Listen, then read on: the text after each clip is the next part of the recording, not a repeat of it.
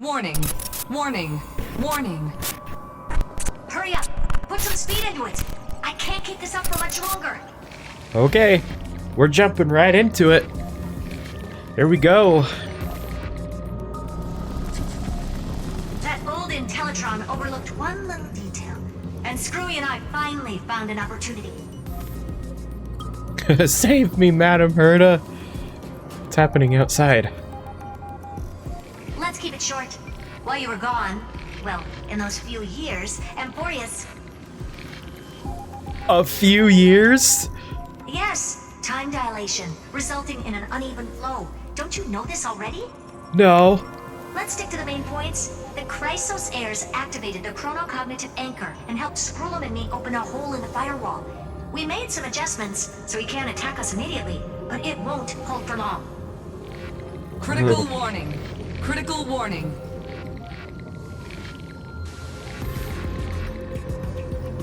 Time is running out. Here's the conclusion. It'll probably take a long time for Screwy and me to completely break this cage before Chrysos heirs have a full grasp of the law. To be safe, we'll continue to launch side-channel attacks on the system to give you opportunities to escape. You need to seize these opportunities. So start moving, and find a way to pull off a magnificent jailbreak. So how should I We do detected that? another path's influence. Critical Another? warning. Critical warning. We're not talking about like a fourth one, are we? Is strong. Maybe able to help use the path's power. Make it detect you. Unauthorized communication terminated. Is Herta saying a certain past faction has arrived in Amphoreus? And I can ask them for help? I mastered the powers of different paths in my previous journeys. Think hard and figure out exactly which faction has arrived at Amphoreus. And which Remembrance? path's power I should use to call for reinforcements. Are Remembrance? these showing my memories? Remembrance? Oh, hey, buddy. With the Stellaron in my body, I woke up at the Herta space station and gained the power of the destruction. A world that'll give rise to a Lord Ravager would definitely draw the attention of the destruction. The Stellaron in my belly is gonna be super useful. But what if I end up pulling in the Antimatter Legion? Or the Annihilation Gang? Can they really help? Nanook, lend me flames hot enough to burn through this jail.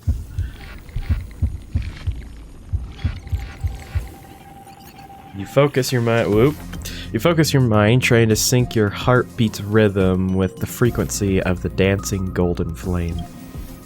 You're walking the line between sanity and madness, carefully steering the course of your consciousness, gently knocking at the door of destruction.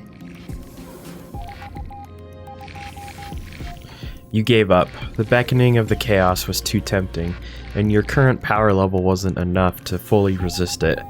If you're able to fall into the black abyss of destruction at this moment, perhaps everything would be lost to the void. Failure is not necessarily a bad thing. This power wasn't gonna call up anyone nice after all. It's remembrance, right? I obtained the flaming lance left by the architects, and gained the power of the preservation in Belobog. I don't think that's That's gonna work. right. No matter how far away a planet is, the IPC is guaranteed to pay attention, as long as there's a business opportunity.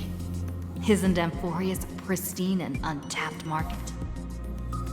I don't Besides, think they're... even if I can't call up my friends from the IPC, the architects and the nomadic miners should be able to help too. There are definitely cities and ores in this world. Klapoth! Lend me hammers hard enough to smash through this jail. You focus intently, trying to mimic the Qlipoth's wall-building hammer strikes with your heartbeat. Once again, you just need to recapture that feeling from your battle with the Supreme Guardian and catch the sparks from that hammer strike with your own hands. Nope, didn't work. But nothing happened. Qlipoth ignored you, just as they had ignored countless devotees who looked up to them through the ages. Seems like since Amphoreus has no overseas market, the IPC's hand can't reach it. Come on. I received the Watchmaker's Harmony. hat in Penacony and declared war against the Order, then gained the power of the Harmony. That's right. The benevolent family must still remember me for saving them. Their music echoes throughout the stars, and they'll definitely want to help. It's not Harmony, Stell. Come on. Let me put on the deer hat that's been set aside for quite a few chapters. Sing with Clocky. The world is in harmony, and the stars shine bright. That'd be something to bring Clocky in here. Sheepy, use your song to guide me out of here. You focus your mind, trying to hum the ode to harmony in your thoughts. The visages of past nameless appear one by one. If you blend into their faraway song, perhaps a path will appear before you. You failed. The barrier of the exomyth strangled those distant melodies, filtering them out completely like useless noise, leaving only cold silence. Doesn't Lygus want this story to have background music? He has such terrible taste. You tell him, Stell. Okay. Remembrance. The remembrance. That's right. I came to Amphoreus because Black Swan asked us to come. And I even got a glance from Fu Li here. The Garden of Recollection must be intricately involved with Amphoreus. Traces of the remembrance are also everywhere in this world. I don't know what they want, but I don't have many choices left in this crisis. Fully! Answer me! There we go. You invoke the power of remembrance, awaiting the resonance of reinforcements. Oh boy. After the power of remembrance flows through, something that should not exist here materializes before your eyes. I finally found you. Following the sound of memories. A path strider walking both the remembrance and the trailblaze. Oh. Wait, this sounds like... Their soft whisper is like a warm hand that takes up your soul and slowly disperses it beyond this realm. Warning! Warning! Warning!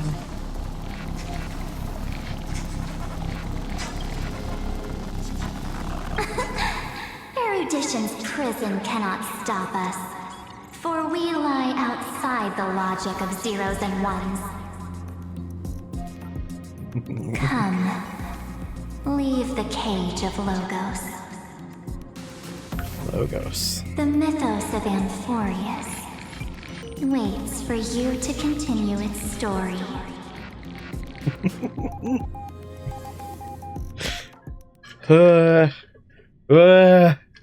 When that brightest star, that star heralding the dawn, finally rises. A boat, so used to drifting, at long last enters an island's safe embrace. Oh, Pathstrider, we have helped you break free. Hurry and set off. The Child of Remembrance awaits you. Child of Remembrance. March? What's she doing here? March. March. March. Hey. Oh, you're finally here. You're We haven't finally seen each here. other for such a long, long time. My good buddy, I've really, really missed you. Oh. Can we give her a hug, please? Why is that not an option? I've really missed you too. I bet you were constantly thinking about the days when I was by your side. Yeah. It's been so boring waiting for you in this place. There's no one to chat with, no internet, and not even anything to eat or drink. It's basically a prison. Now the great hero is finally here to save me. Yippee! You must have seen a lot in Amphoreus during this time, right? You gotta tell me all about it. I have pictures of it. I just don't know if it saves those when we leave. It's been a long and arduous journey. Then take your time with the storytelling. Or do you not want to talk to me? But let's get out of this spooky place first. This is not a good spot for a reunion chat. Unfortunate that the hug isn't an option.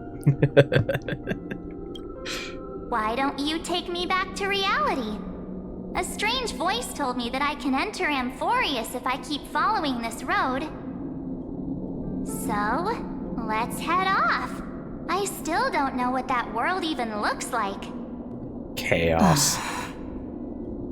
Why does March feel so weird? She does, yeah, she does. She does feel like she's talking a little, like, forced.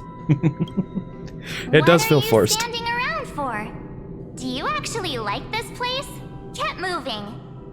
Yeah, no, this feels like it's Hurry. forced. This door should be the exit. Maybe my instincts are wrong. Let's follow her first. Are you okay? You haven't said anything for a while. It's this, I mean, I know, I kind of know what's coming. I know that it's Evernight, but like taking a step back, this feels like somebody, actually, this feels exactly like what happened a little bit ago when we first saw March. I think it was Stell and Dunhung, because they were talking like this, and it feels like someone's pretending to be them, but not actually them. Has it been so long that you're still missing me? There's no time to waste, though. The Chrysosayers and the geniuses are all waiting for you. No. The discrepancy is getting worse. I would hug March at any possible option if it was. How do you know who's waiting for us? Huh? Isn't Amphoreus the world of the Chrysosayers and their hero's journey? I could figure that out in an instant. Well, I never said that. Amphoreus cannot be observed from the outside. She couldn't possibly know about these things unless Dunhung told her. Where's Dunhung? He should be back on the express now. No, he's not. Maybe I just happened to miss him. Never mind. Dunhung's super reliable. We don't need to worry about him. He's probably waiting for us somewhere. All hail and hearty. No. The geniuses would have made sure that Dunhung made it back on the express. Besides, the March I know wouldn't be so dismissive about her companions. Something's not right. She's not March 7th. I guess you have something you want to say to me? Then there's no need to feel things out first. With questions.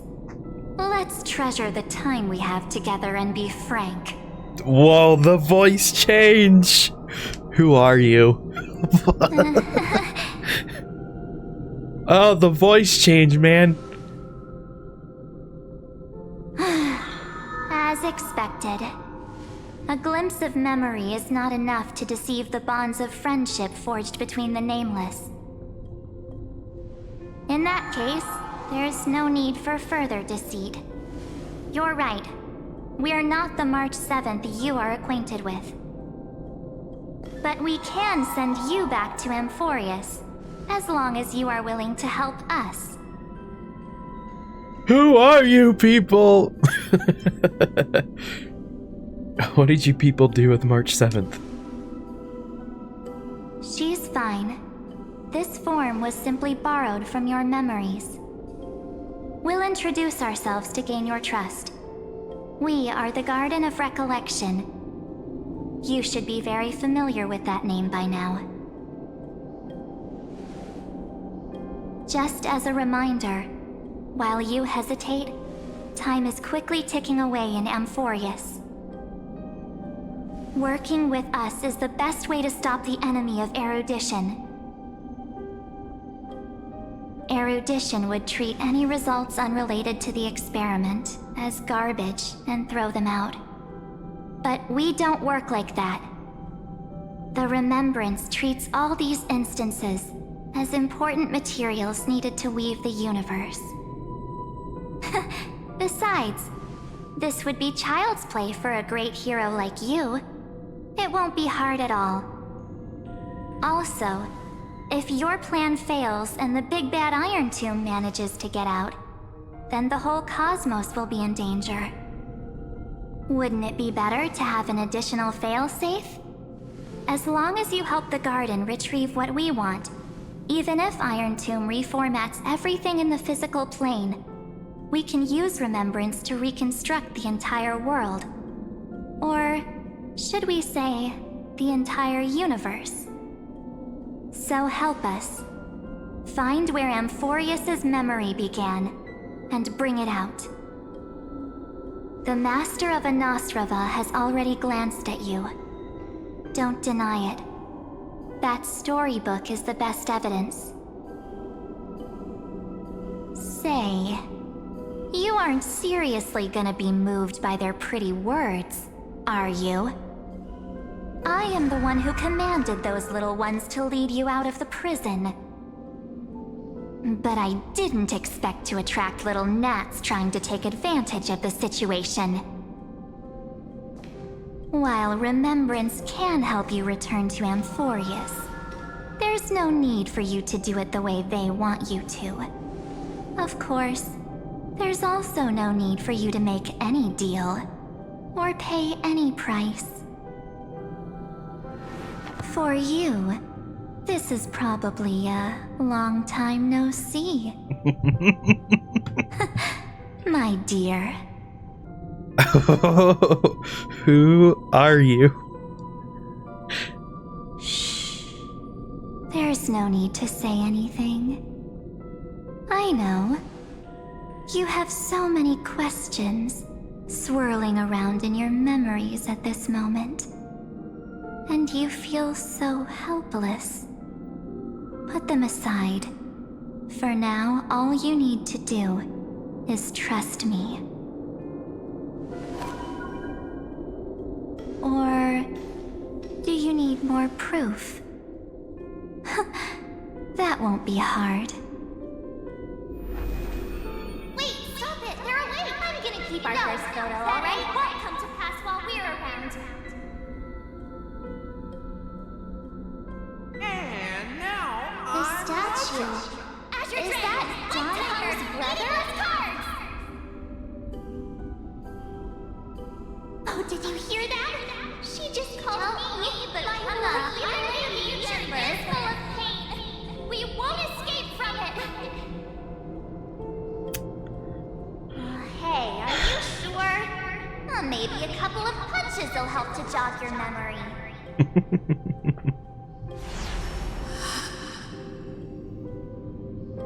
It's as if they all happened just yesterday, right?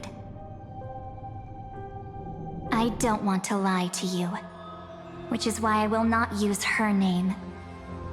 The 3rd month of Amphoreus is the month reserved for the Veil of Evernight. So, place me into your memory using the name Evernight for now. Evernight, but who? I'm happy to explain more, just not now. We might have a lot of time to ourselves, but Amphoreus does not have that luxury. If we do not stop erudition and destruction, then the journey you've treasured so much will face the prelude to its obliteration. A countdown not in amber eras, but in days, minutes, seconds. So, take this gift. This burning core flame. This footnote of a transaction. It contains hope, and the warmth of the entire world. Ripples of past reverie. She hid this fire in the long river of time, hoping that her wishes would transcend time to reach your hands in the future.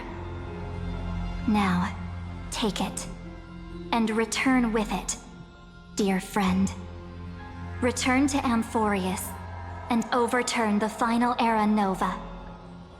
Witness the time that stood still for the Deliverer, and the resistance that never bowed to the destiny of destruction over the long years that passed in a flash. Then, with this core flame blessed by the remembrance, respond to their hopes and blaze a trail to the future. And I will silently watch in a corner of time, waiting for our next encounter. Our next encounter? I believe the wait won't be too long. One more patch. One more patch. What exactly is happening? Keep going. Keep trailblazing. For Amphoreus. For you. And for the March 7th in your memories. Go forth.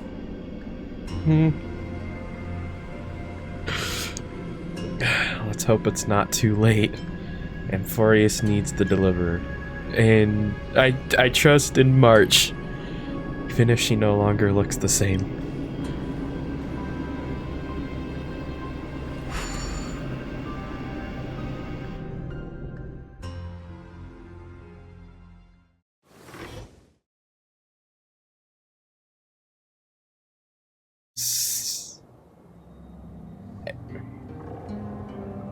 I have questions and thoughts, but I'll come back.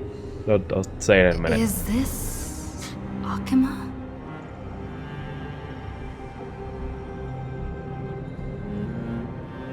Oh. No one's here. And the dawn device off.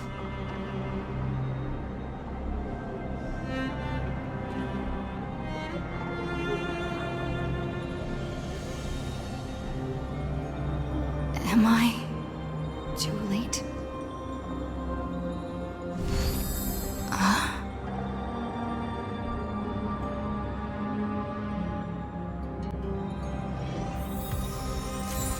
Okay.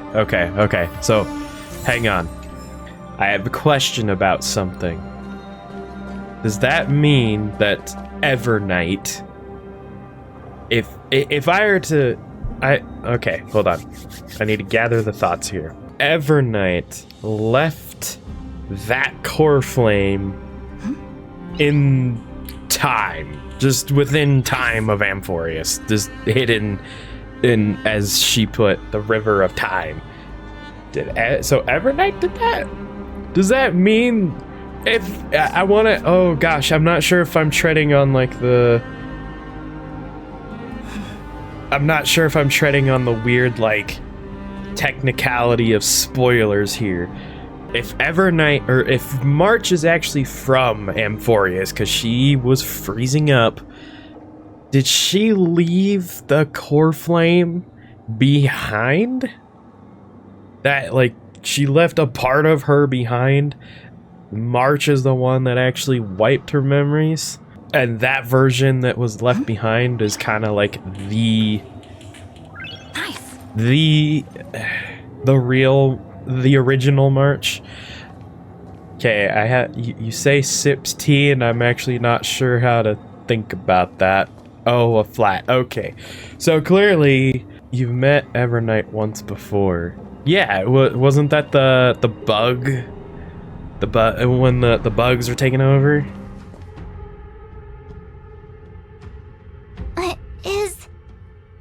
Is that me?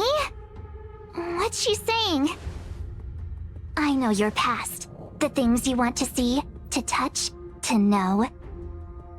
Your home, family, friends, emotions, what you love and what you despise.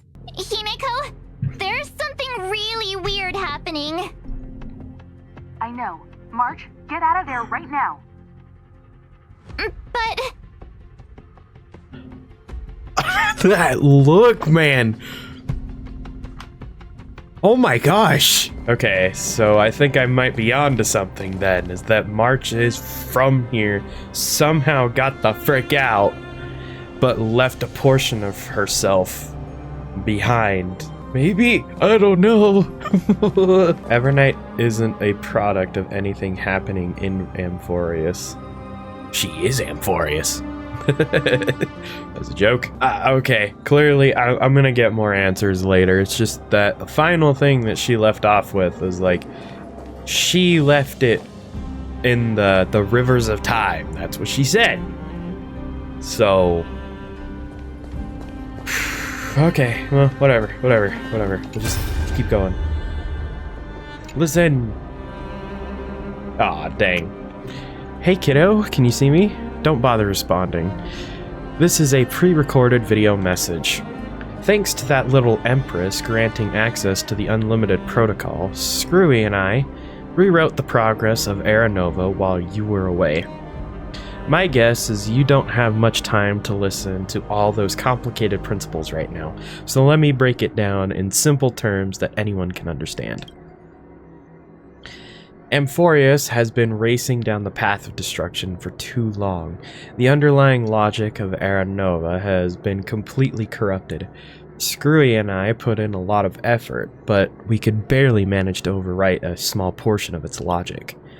Let's take the progress bar for example. Iron Tomb's progress bar is currently at 99.98%. Ugh.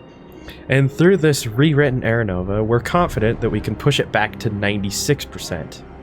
Let's be conservative. Let's say 97%. This is a critical matter. The internal structure of the scepter is too unstable, and we don't know what complications might suddenly arise. The most rational course of action is to quickly run another extrapolation to buy the cosmos a bit more time.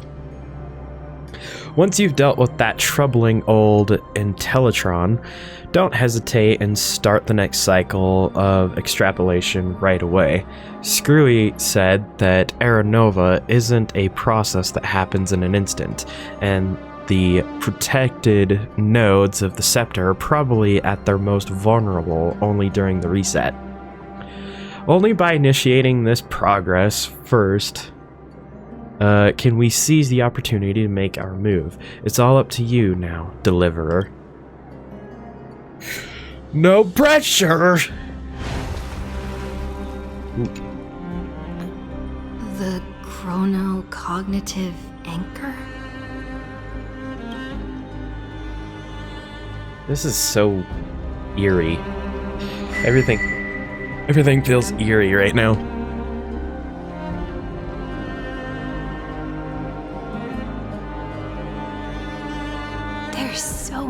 I wanted to say for our reunion, yet now that you're back, there's only one thing to say. Welcome back, friend. It's been such a long, long time.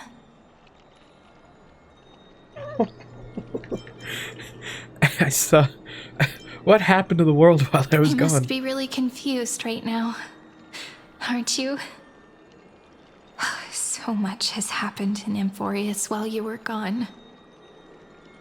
But don't worry. The Deliverer can't afford to be lost, no? Now, please follow me and turn the pages of time and hear the words everyone left for you. I'll tell you the story of this 1,000-year journey. That way, it won't just be my memories alone. Okay, no. Siren, can't hear me? Okay, no. I already dealt with Finan. I can't do it with her. I can't. Not again. I'm not strong enough. This stupid game. Stop it. Oh, yo, you bunch of hoes. Jeez, they're making me sad. Heartwarming story, my butt.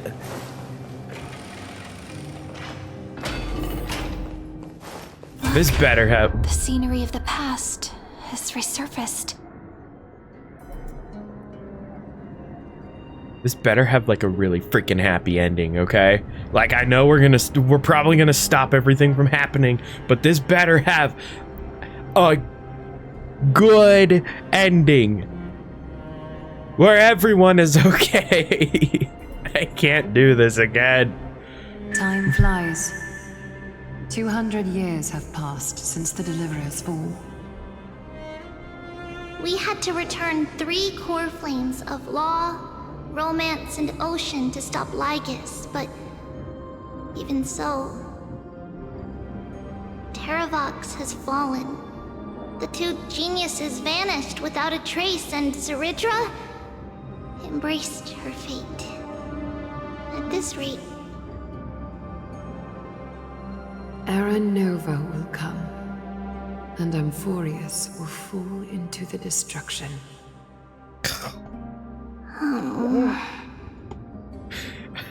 it seems the key to rewriting the end once again lies in the core flame of world-bearing. According to the instructions left behind by those 2 geniuses, we must get it into the Deliverer's hands, no matter the cost.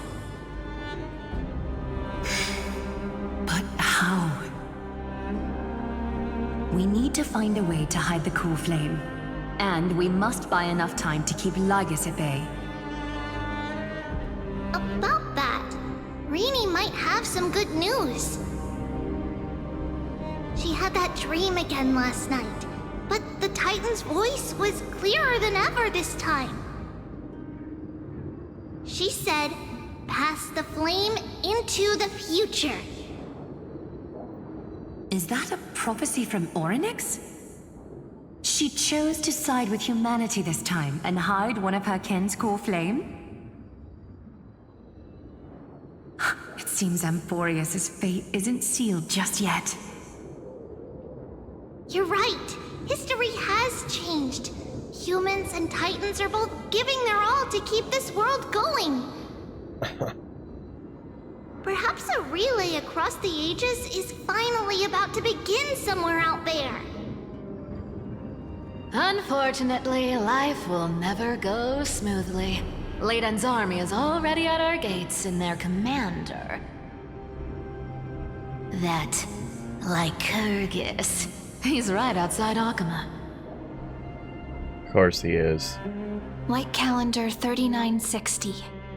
Zeridra, under the pretense of a campaign against Vagusa, sacrificed 500 Chrysos heirs to complete the trial of law. Oh. This tragedy shook everyone in Amphoreus.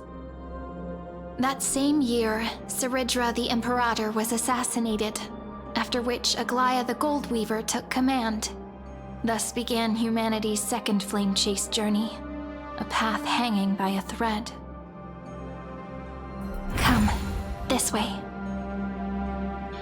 Hold on, let me tidy up really quick. Just so I can make something right now.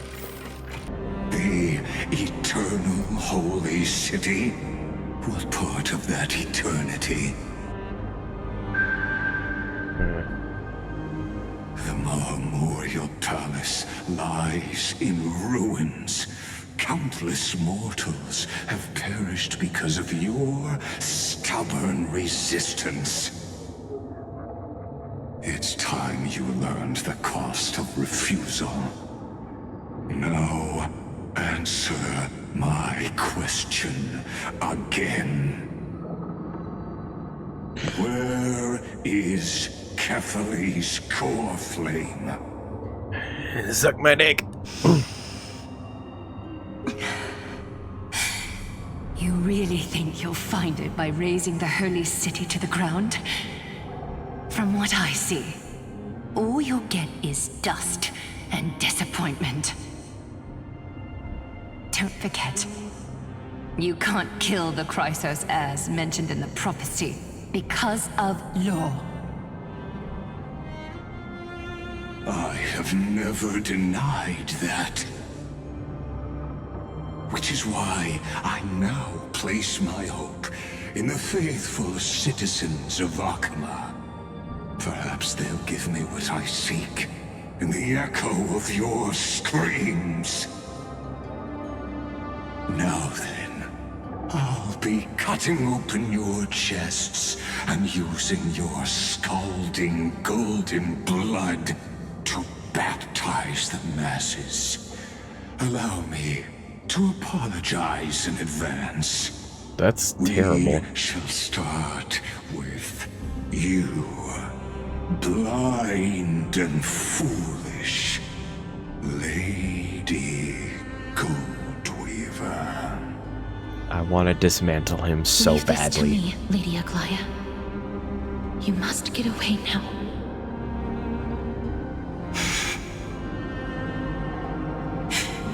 No, Holy Maiden. I'm the one who must stay.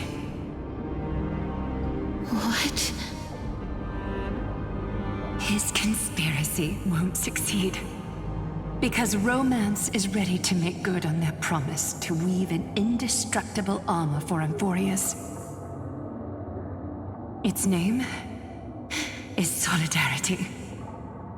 You must escape with your life and carry word of my death to those still fighting, then keep going with them. Just as the Imperator lit the torch of resistance with her death, my passing will make this flame everlasting. Take good care of it, guide it to the future, and place it into the hands of our deliverer. 50 years later, Lygus led his forces again to Akama. He charged directly into the Holy City and razed the Marmoreal Palace. History would name this battle the Third Siege of Akama. 90,000 brave souls gave their lives for Akama that day, including their fearless leader, Aglaya. Hold on, even the freaking, the cleaners were against this? Oh, man. Even the cleaners. That's crazy.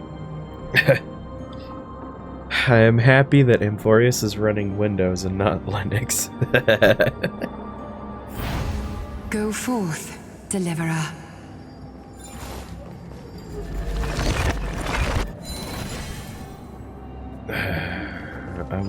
I want to dismantle every part of him.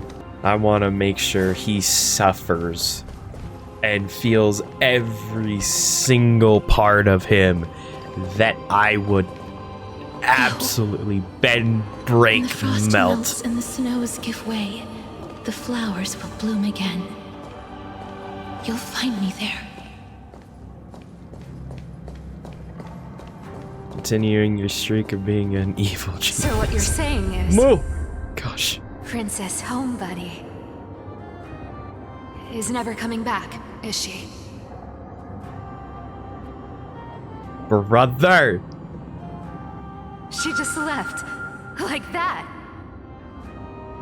Since Cass has made up her mind, we can't let her resolve be in vain.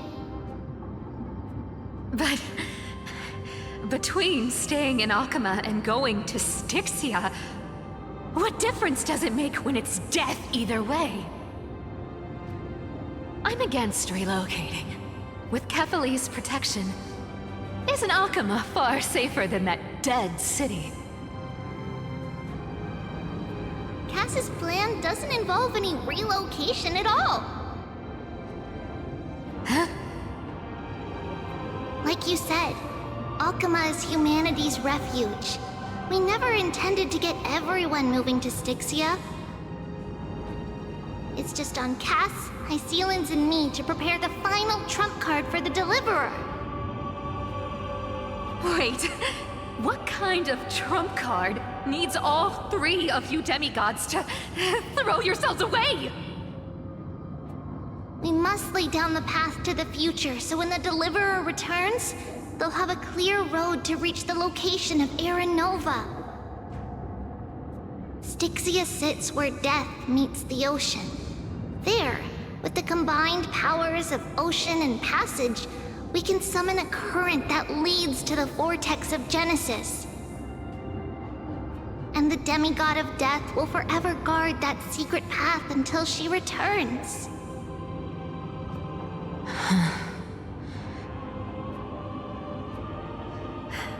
We all know Lygus will set his sights on the vortex of Genesis. That's exactly why we have to do this.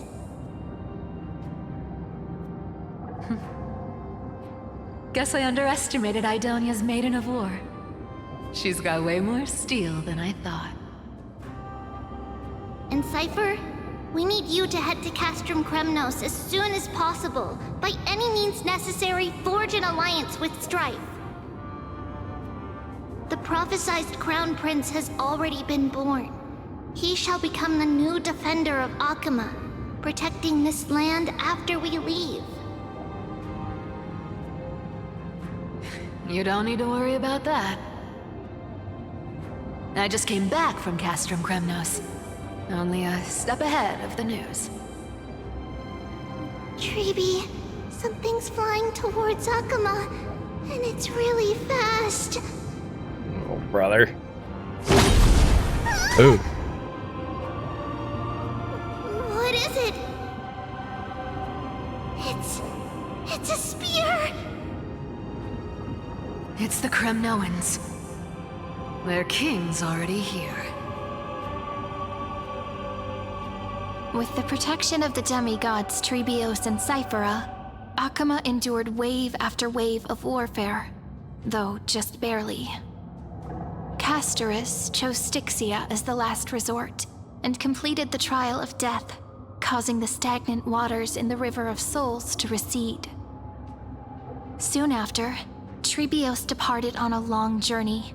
That same year, the Kremnoan king Euripon, along with his son, Prince Midamos, joined the Alliance to safeguard the Holy City in the Battle of Deliverance. Great. Great. Man, so this story has completely changed from what we... And see you tomorrow. Trebi, shut up. Shut up. I don't want to hear that anymore. I don't want to hear about Obi-Wan anymore. Part buys this world even one more second. And so be it.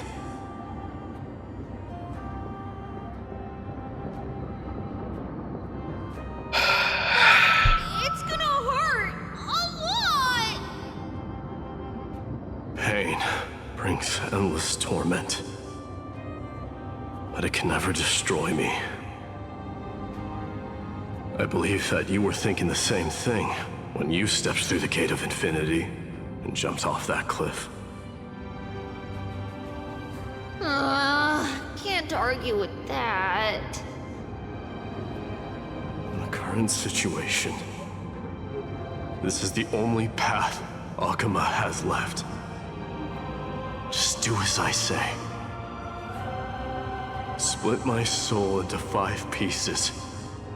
Forge me an immortal vessel. Let the blade of strife hang forever overhead. locked in battle with their enemies to the world's bitter end.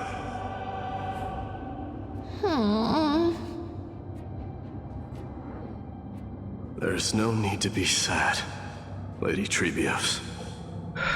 Haven't we already taken great strides towards that promised tomorrow? In this life, my people no longer have to drown in false guidance. Kremnos has washed the blood off its fate.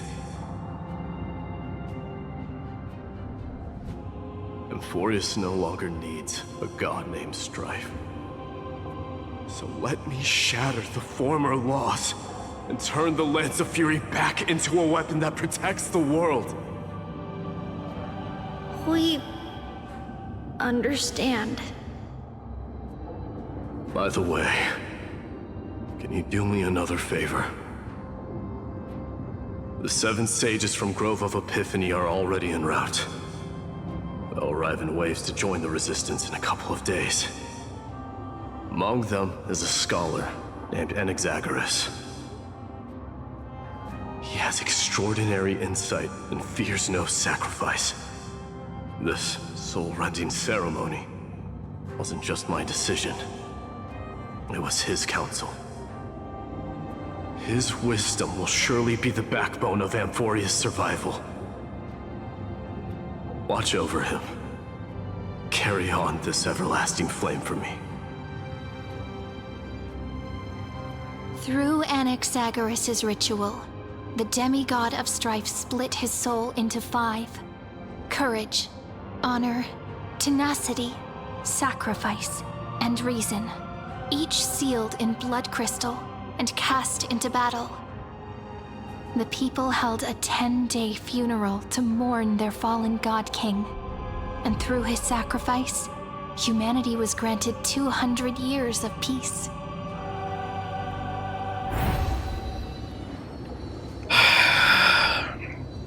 I don't like this. Well, I like that we're getting a sped up version of the Keep story. moving forward. My blood will pave the road ahead for you. Keep Welcome moving to forward, despair. Little Gray. See you tomorrow. That seamstress wasn't wrong when she said a lie needs more lies to keep it together. Your friends are still here, but they lived completely different lives. They're different people. The people you knew from 336, they're gone forever. No. Don't do that. No. Reason and trickery. Well, maybe not an Axa. Never thought we'd be the pair to finish this final setup. Can't catch that Tin Man without your little slides. Besides, this is our last shot. Not the time to be picky, right? Don't oversimplify it. Lygus just found out Akima's been an empty shell for the past 50 years. He's bound to be furious. At this rate, he could have done anything. That's exactly what we want. Rage blinds even the brightest minds. Doesn't matter how much of a genius he is, the principle still holds. Once he storms into the council and confronts me head on, you trigger your alchemy with a boom and turn him into a caged beast. Easier said than done. You still have to pass yourself off as the deliverer without anyone catching on. And you really think a human alchemical array can bind a godlike being? That's just nonsense. What? Getting cold feet? Or you just don't believe in the almighty worth of the demigod of trickery? Just tell me straight. Can you do it or not?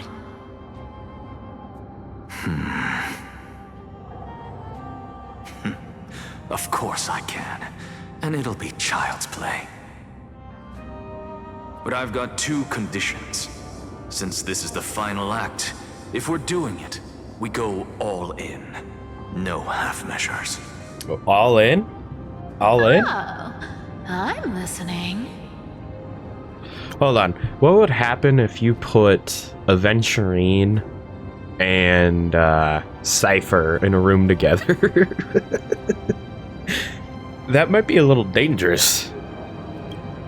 First, shift the battlefield to the vortex of Genesis.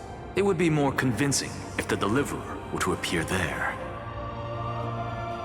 Besides, the vortex is cut off from the world.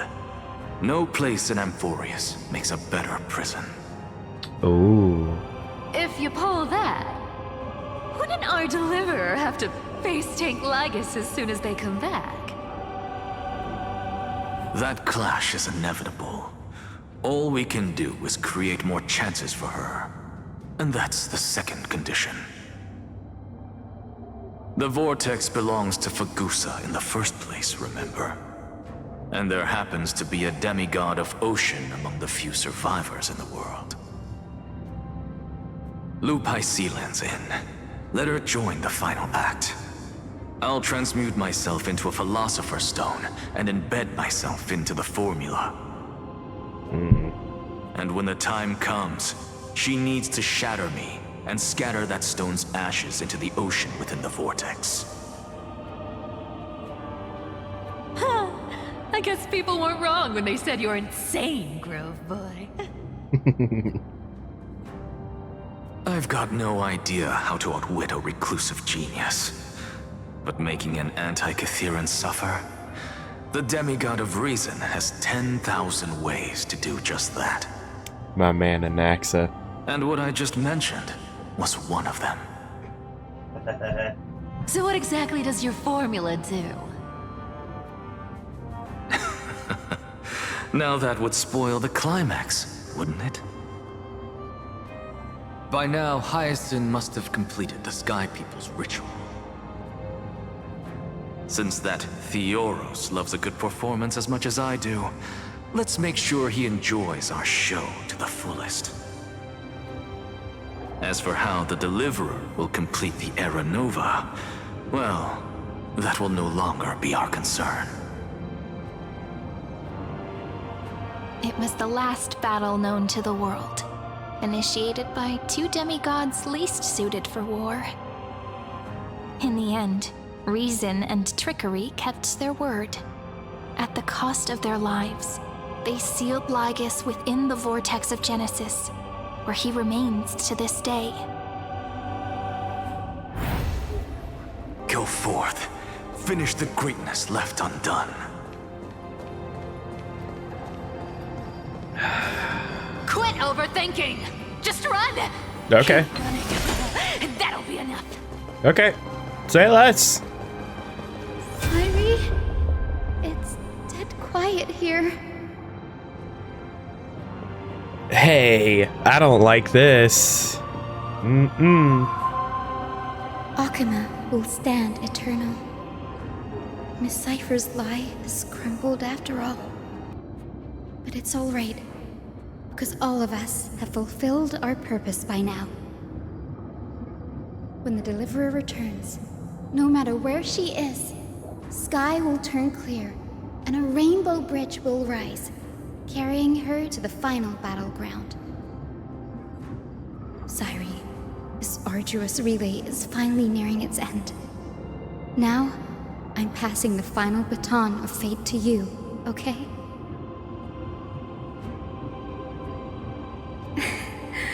No, that's not quite right. After all, it was you and her who lit the first spark of this journey, wasn't it?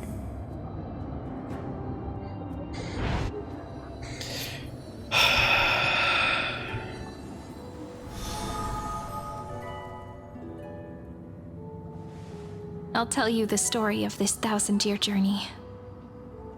That way, it won't just be my memories alone. And I'll share the moments I spent with you with everyone. That way, the path we walked becomes a memory shared by all. People will know that there's nothing left to chase. Amphoreus has already welcomed the dawn foretold in prophecy. Just like I said, This should be easier than last time, right? I won't let everyone's faith in me go to waste. No, thank you. You've all sacrificed so much.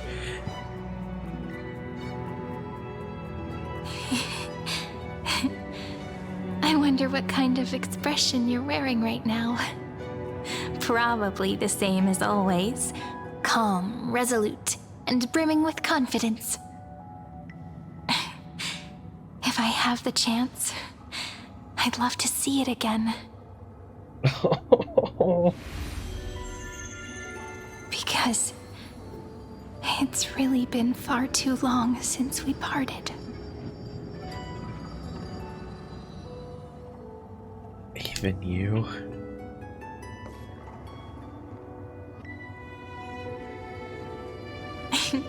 Someone as sharp as you must have realized by now that this isn't reality, but a maze of time.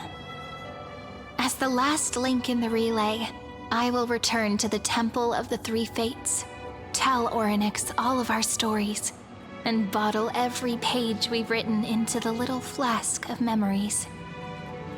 And then, may it set sail in peace, drift down the river of time along with the core flame of world-bearing, reach your side, and lead you back to Amphoreus. Just like the first time we met, right? Even though this cycle has no demigod of time, time has always stood on humanity's side. This is the only way to make sure that the Era Nova won't happen before you return. And the only way I can safely entrust the completed final flame chase journey to the Deliverer's heart. After all, the new world will be born from your memories, and the protagonist of this story mustn't be absent.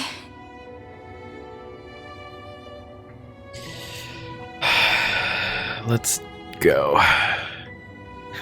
I will take all of you to the new world.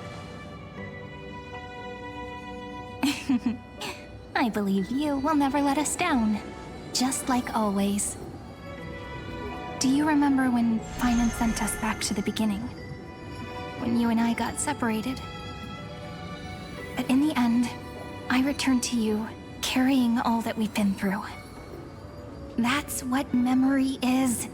It may wear down and fade in the river of time, but it never truly leaves.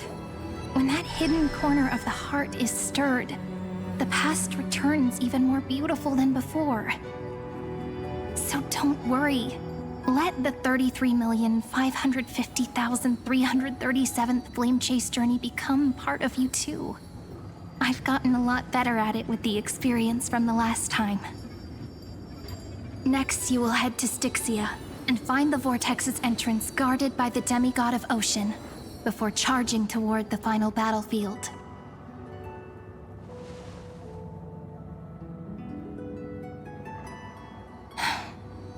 Don't worry. I'll be with you. All of us will. Even Finan. We'll stand with the Deliverer.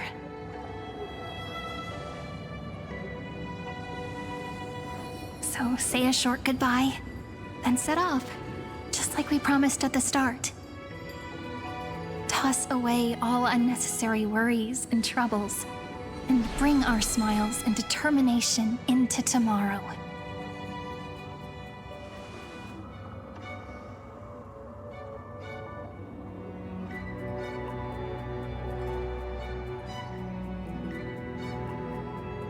The last baton. I wonder how long you'll have to wait before passing it on to her. No matter how long it takes, it's okay. Waiting is what I do best. After all, it took 33 million cycles for her to arrive in our world. That's a few moments more. Oh. Ugh. This is... Ugh. Syri, what if you wait and wait, but that hero never arrives? I always That won't arrive. happen. Just when Because I need know to. that no matter how long it takes, she'll definitely return to this place. We can't let her down.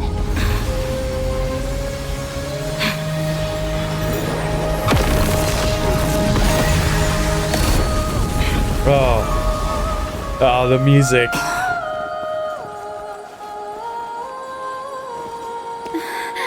Oh. Sky shall rain rays of dawn for you. May romance be with you on your journey. And reason grant you enlightenment. Let strife boost your morale. Trickery ensure your success. Allow death to protect your soul. And at last, let passage point the way forward. While time will remember the trailblazer's journey.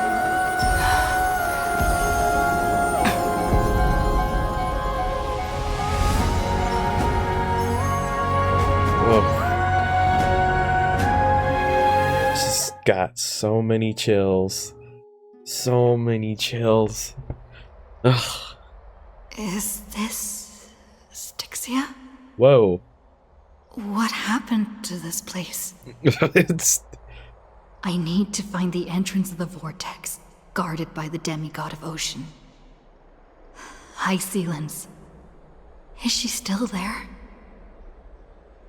Long time no see, Oh. Trailblazer. Oh, if you had a peen, I'd punch it in. Generation of Chrysos heir heroes have tried to defy fate with their blood and tears, either voluntarily shattering their souls or waiting in eternal solitude.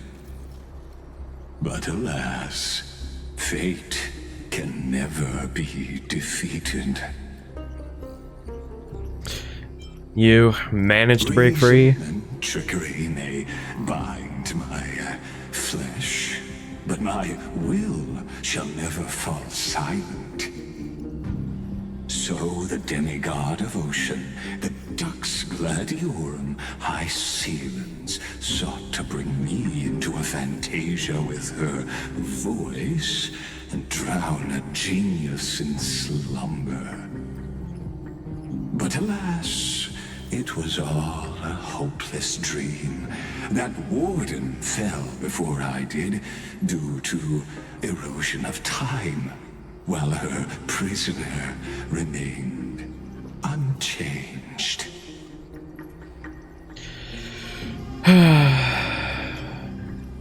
And yet, here you are, bound to this place.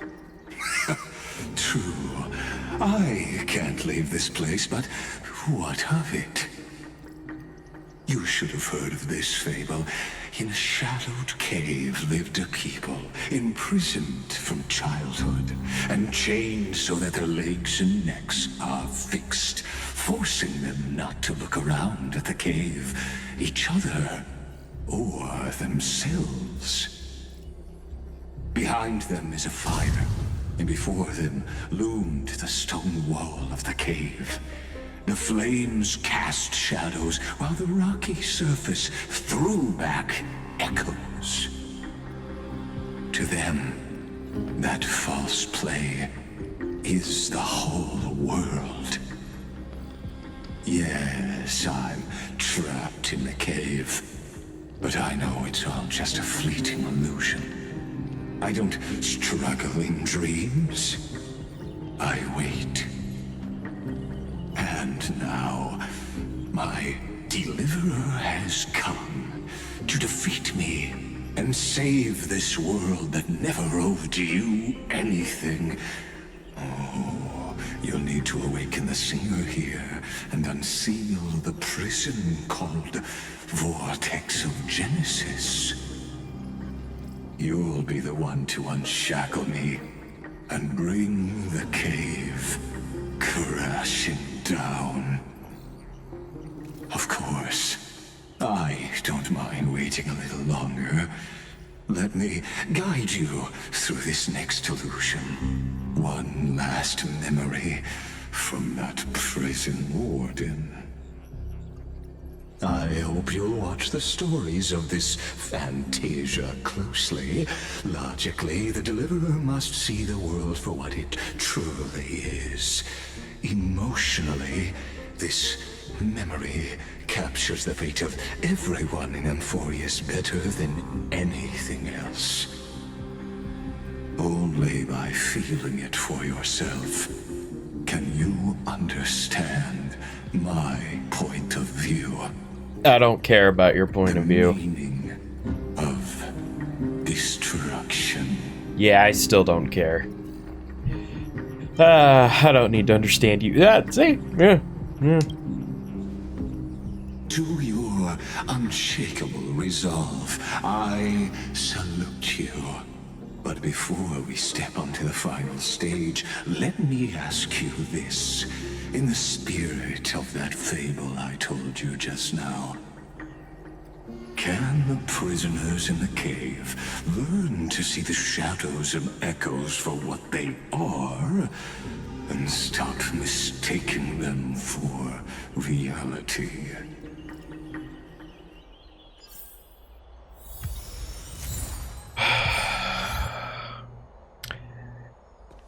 Do you guys remember way back when, back in Penacony, when I said how I connected Sunday to Guardians of the Galaxy, and how, you know, the villain in that movie's just going on and on and on, and Star-Lord's just like, oh, I don't care. I'm feeling that again. Yapper he is. Look, the fire projects the face from her memories. An actress upon the stage of this play.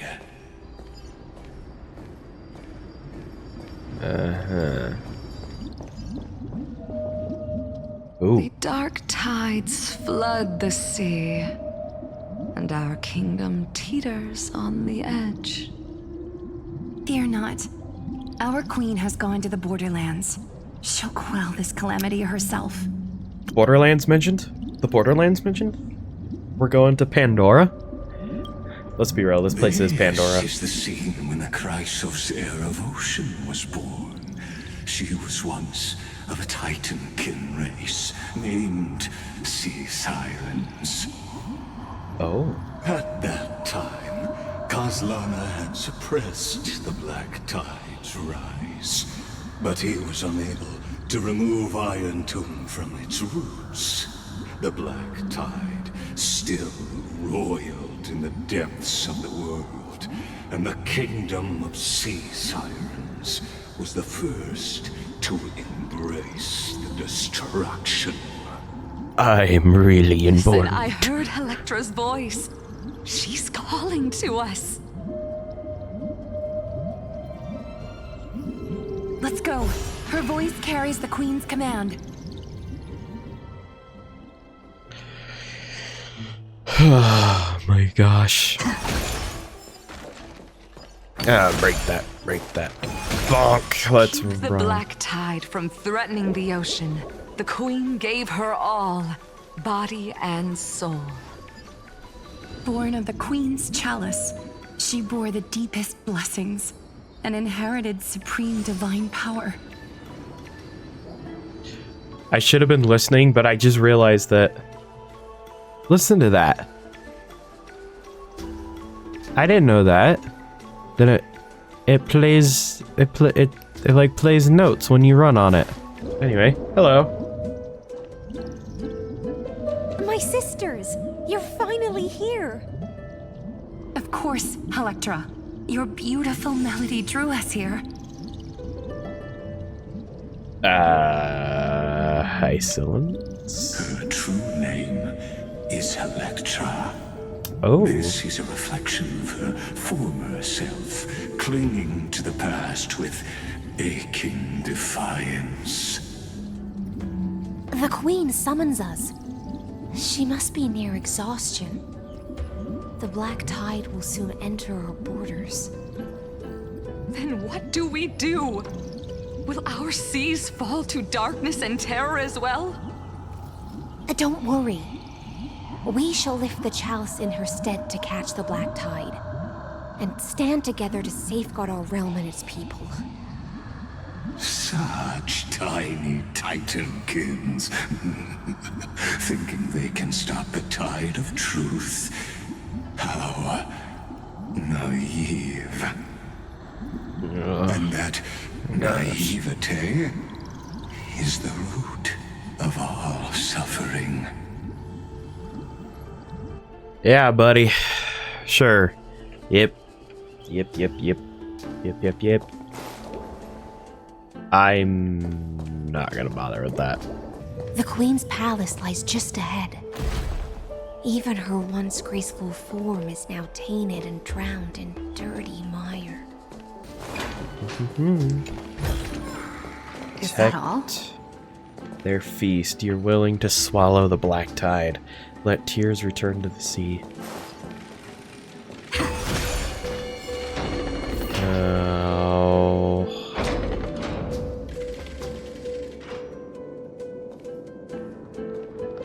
Oh, Fagusa, our noble queen, we've come at your call. My little fishlings, you swim with such joy. It pains me to speak of the kingdom's sorrow. I once believed I could drink the black tide dry, but even the deepest chalice must one day overflow, and I can hold no more of this filth. Mother, worry not. We're all children of the sea. Let us bear your fate together. We'll take up your mantle and drive back the black currents. We'll mend your sacred chalice and take in the cursed filth.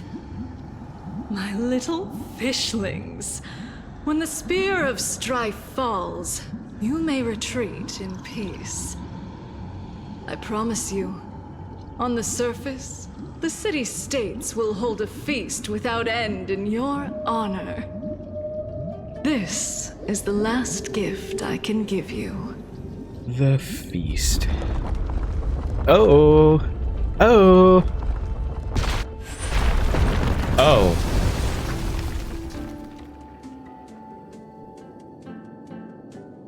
Fagusa sank into the abyss. With the chalice shattered, their intoxication spilled into the black tide, birthing the first madness in Amphoreus. Sea sirens followed one after another, hunting for the Titan's fragments, until their flesh decayed and their bones crumbled, all for the promised final feast. You know, I've never experienced this feeling before, but I am to that point where I legitimately want to just skip his dialogue because I'm so sick of listening to him. Whoop, sorry. I'm so tired of listening to his voice. The voice actor does so good at making me angry.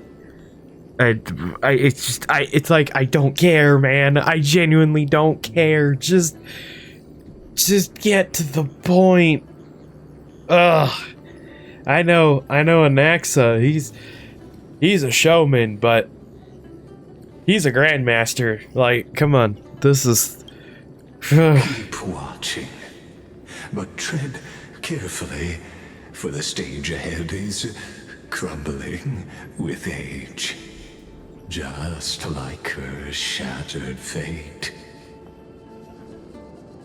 Oh, rewind. Clinging to the past only blocks the road forward. Why not let time build a bridge to the future?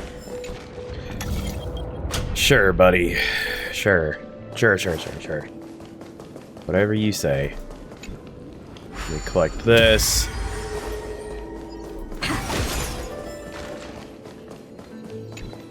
Wow, I get to explore. I forgot what this was like. Not in the same boat, but I'd say it's understandable.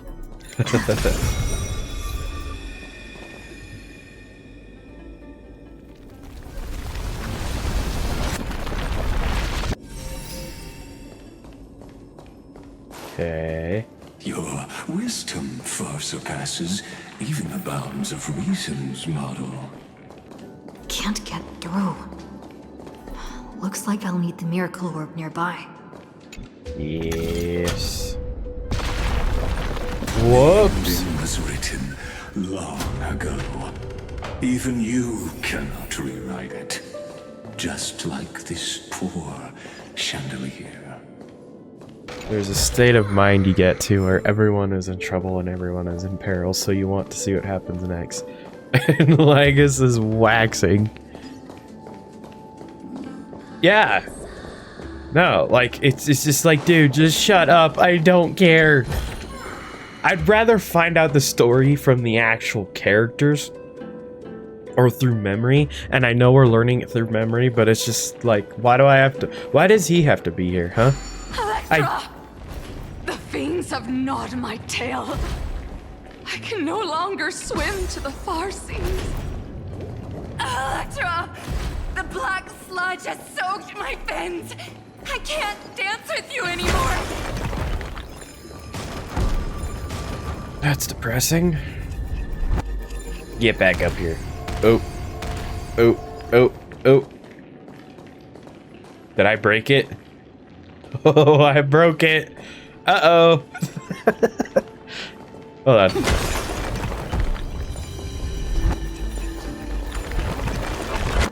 Dang. I'm so good, I broke it. Sisters, don't give up. Remember the Queen's promise of a feast in the city called Styxia. I haven't forgotten. It visits me in dreams every night. I dreamed of a shining city, its lights piercing the deep gloom of the seabed. Well, he has to talk about his favorite allegory with someone. Well, talk with somebody that cares, because I don't. He could talk to the hand, for all I care. I dreamed of children placing garlands on our bound horns, and poets praising the sea sirens for shielding the world. But what a shame. We can go no further. Please, sing to the humans for us. Sing of the deep sea's legend in our place.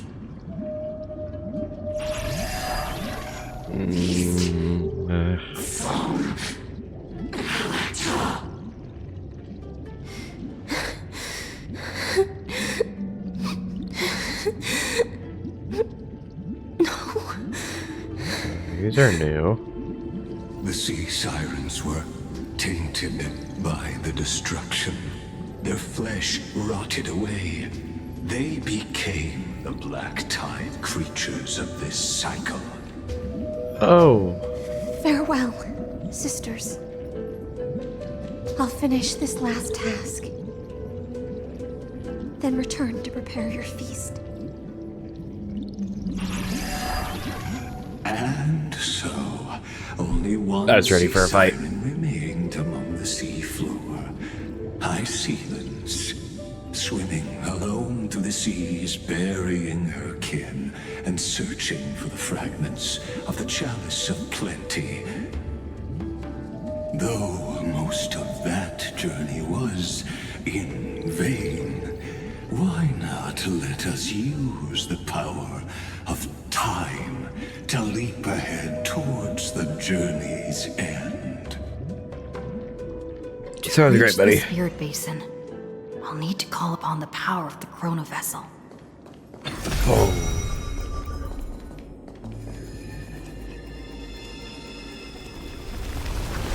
Let's get up there.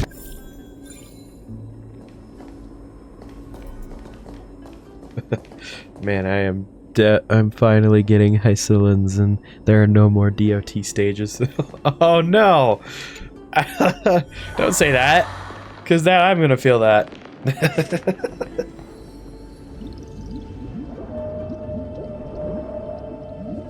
At last, the chalice of plenty is whole again. The Lance of Fury emerges from the River of Souls, and the gods reclaim their duty to hold back the black tide. I am freed from endless toil, and now walk toward the rites at Styxia. I bore my sister's dreams upon my back, took on a graceful human form, and hoped to find a grand celebration on the shore. My fins became legs, my scales became skin, and the sea foam on my body became a shimmering gown. But when I stepped onto land, there were no festivals with honey brew, nor poets plucking harps. Only silent death, drifting gently along the River of Souls. When she fulfilled her wish, she only found Styxia to have already repeated the mistakes of previous cycles, and was swallowed by death. Hopes and promises are nothing but the foam of dreams. I am a sea siren, a vessel born to contain the tides. Now that my task is done, and the promise is broken, how am I to go on in a world drowned in shadow? Fagusa, my noble queen. She evaded my questions with drunken stupor. She told me a grand feast awaited me in the surface world. So I wandered lost, groping through the dark. The feast she spoke of. Where is it? Lonely Blade, I shall grant you everything you seek. I'm gonna not look around as much. I'm gonna keep going. I want to look around. But I can come back to that. After wandering the surface for ages, the lost sea siren met her future conspirator. You quelled the wars alone and forced strife into retreat. This swordfish that commands thousands of legions, whom does she serve? It's Saridra. Yes, Saridra, long before she became the Imperator, was already burning with ambition. Sovereign who follows prophecy. I am no one's sword. I am just a wandering fish, seeking clarity through bloodshed. Then how about letting the sword dance for me? And letting the violin sing in my name? Tell me, what is it you seek? All I want is a feast where I might belong. Such a demand is trivial with the Sovereign's authority. I'll grant you a banquet worthy of conquest and comrades to toast beside you.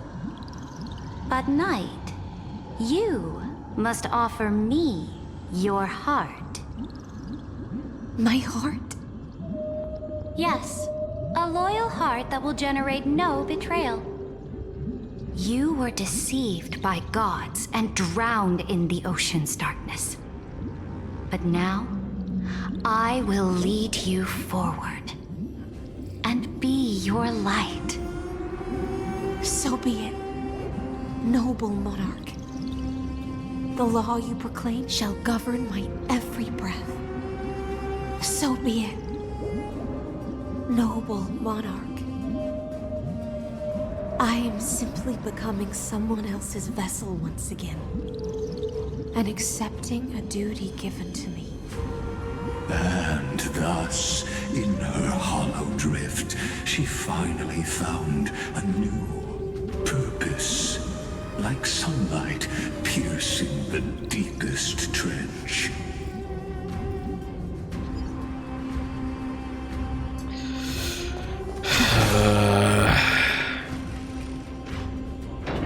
Okay, so we're just fully getting her backstory leading up to... I didn't expect to get her full-on backstory.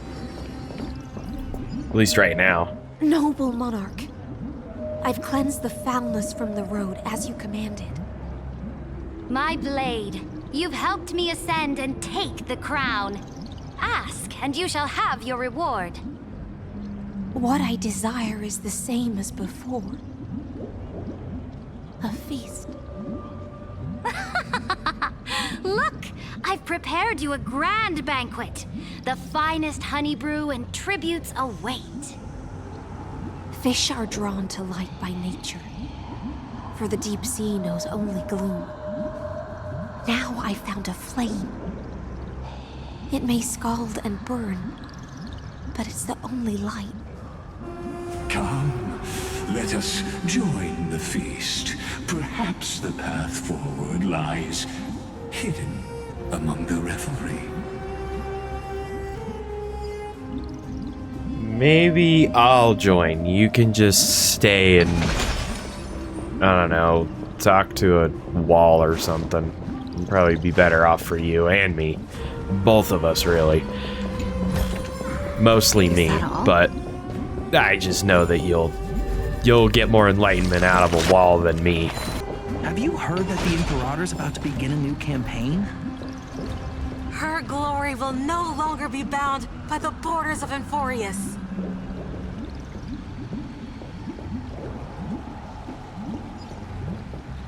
My faithful subjects, tonight's feast is not just for the past.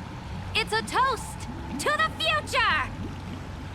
Born from our golden blood is an unstoppable colossus. Our iron beast to trample the universe! Great monarch. I've heard the universe teems with great threats. Can we truly remain invincible? Fear not. Before the troops of the destruction, such rabble is no more than cosmic dust. Surely there's a planet draped in oceans out there in the stars. Once I claim it, it shall be yours to rule. And Hey, I know a place. your triumphs will not go unrewarded. I promise you a new age, free of fear. Now, raise your cups to our conquest among the Sea of Stars! Sea of Stars! Sea of Stars! Conquest among the Sea of Stars. What a grand vision. Yet, to the siren night, only feasts still stir her heart. Come now, join me. Witness the end of this futile dream. Okay. Where's the way out of this illusion? Come quick! Let's celebrate together! No. I've saved the finest brew. Come taste it with me. Sorry.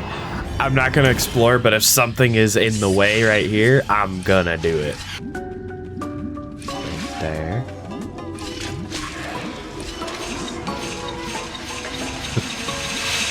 Oh!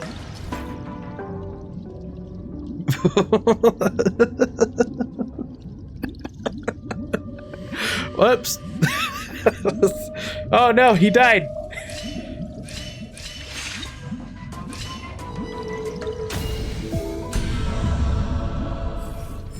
Well,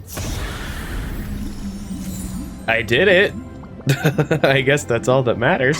Noble knight, you are truly a blazing spark. It is my honor to share this banquet with you. Noble knight, you have earned victory with your blade. And you have every reason to revel in this moment of triumph. Let me pour you a glass of honey brew. Noble knight, with the sovereign now enthroned, this triumph is yours as much as hers. Let me raise a toast to you. Noble knight, your strength is boundless. Lead us to conquer the universe and let us toast to that vow! I recognize that voice. Then drink we shall. Raise your glass. In the deep sea, I never knew what fire was. But when I set foot on land, the first light that I saw was the flames of war, lit with golden blood.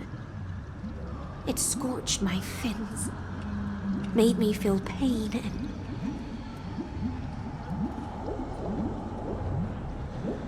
ignited an unprecedented hunger. Oh. A hunger that flickers in every hero's heart. So bright, yet so blinding. Look!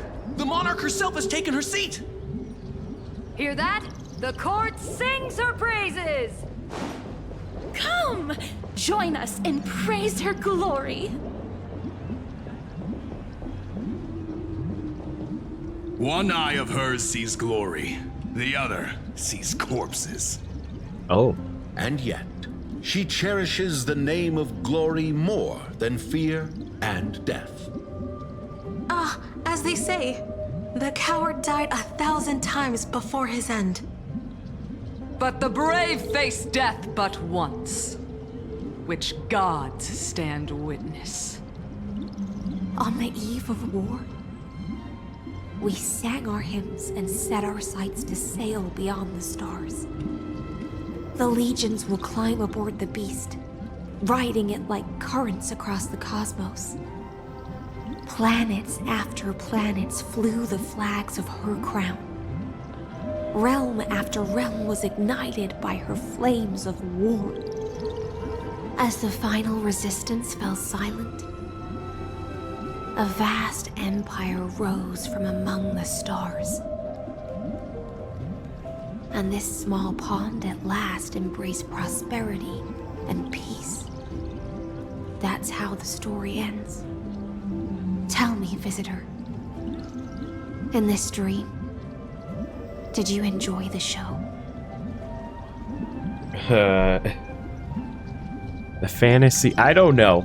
I don't think so. Not sure which way to swim? It's okay. It's time for me to wake up from this drunken dream. Oh. Oh. Oh.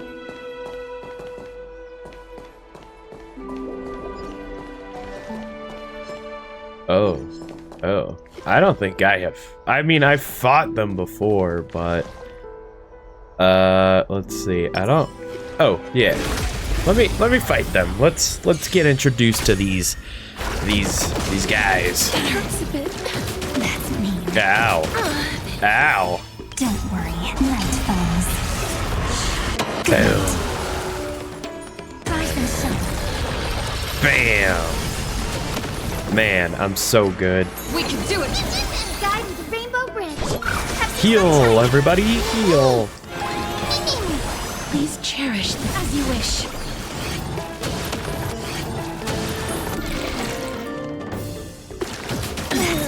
Ow. Not everyone's summoned, but that's okay. Okay, knock it off. Those attacks are a little annoying. Embrace a Interesting, new you get a practically brand new enemy type, though. Is Evernight still worth it? Even faint sparks can converge into a bright river of stars. Play nice. I'm gonna be honest. Because it's Evernight, I'm gonna say yes. The Imperator is dead! Oh. The Imperator is dead! The Imperator is dead! Okay. I don't. People once cheered for my ascension. And now they cheer for my fall. The cosmos. The battlefield that I cannot reach.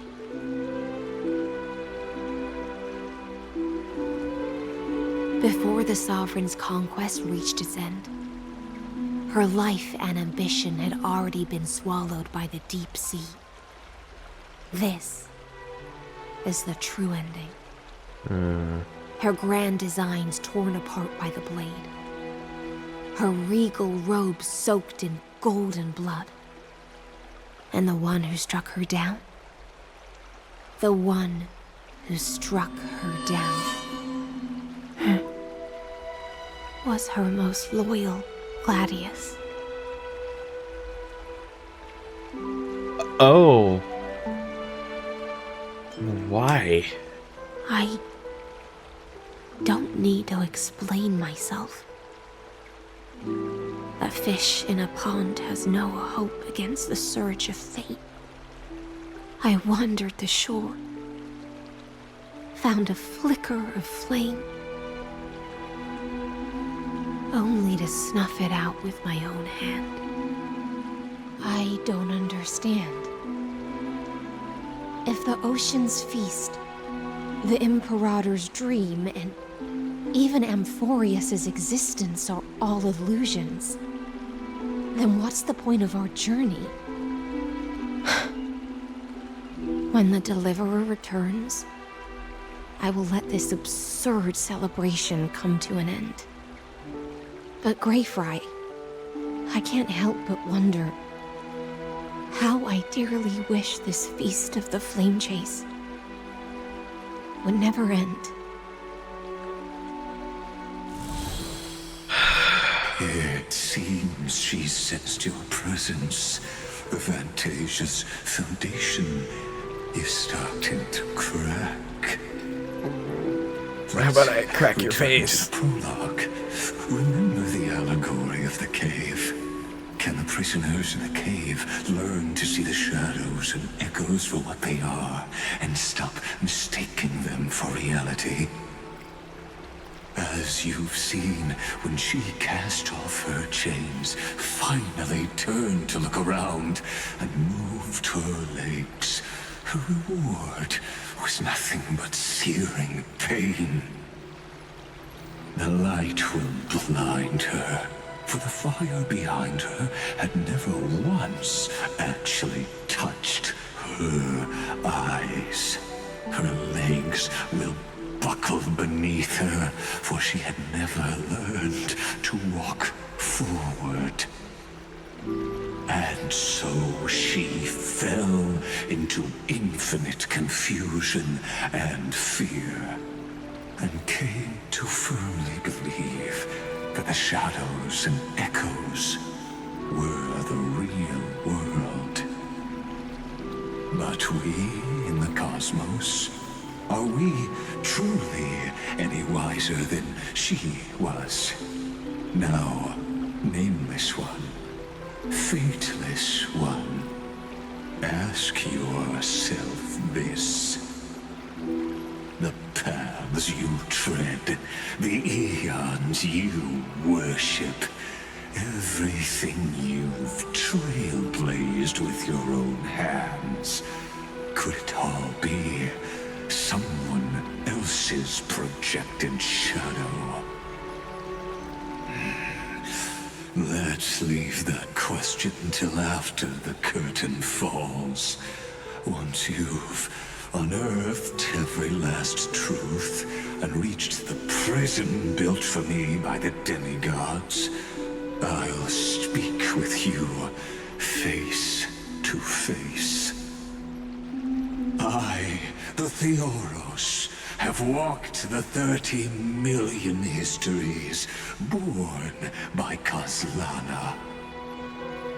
1,000 years is a mere atom in a grain of sand to me.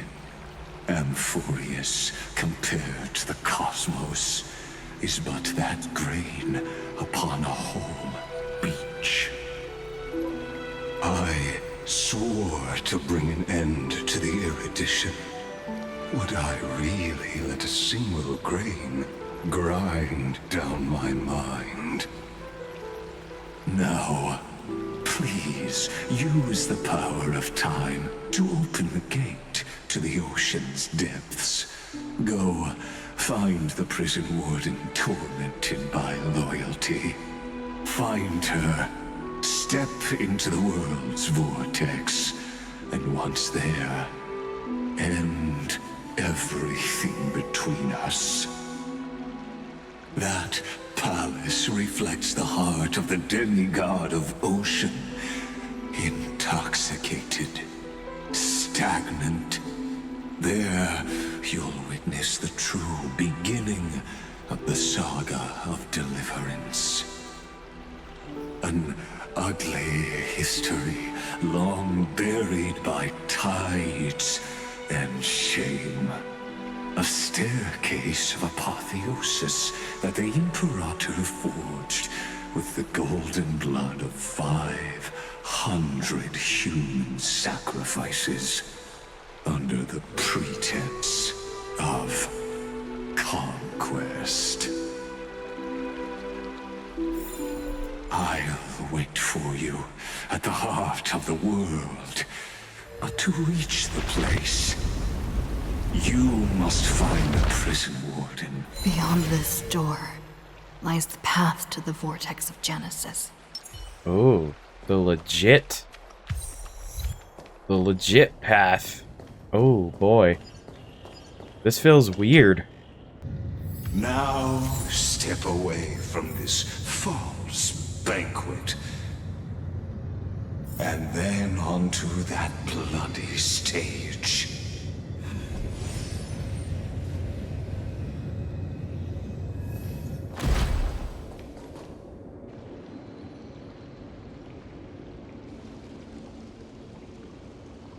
The palace that worshipped the ocean, the sanctuary connected to the vortex, was also once the battlefield of the first flame chase. The flow of time has slowed down. Her exuberant song halted the passage of time in this place, imprisoning my body and shielding her soul from deterioration. All just to await your return. The twisted time and space reflect her confusion. It's the deliverer. And so, the Imperator's crimes were veiled.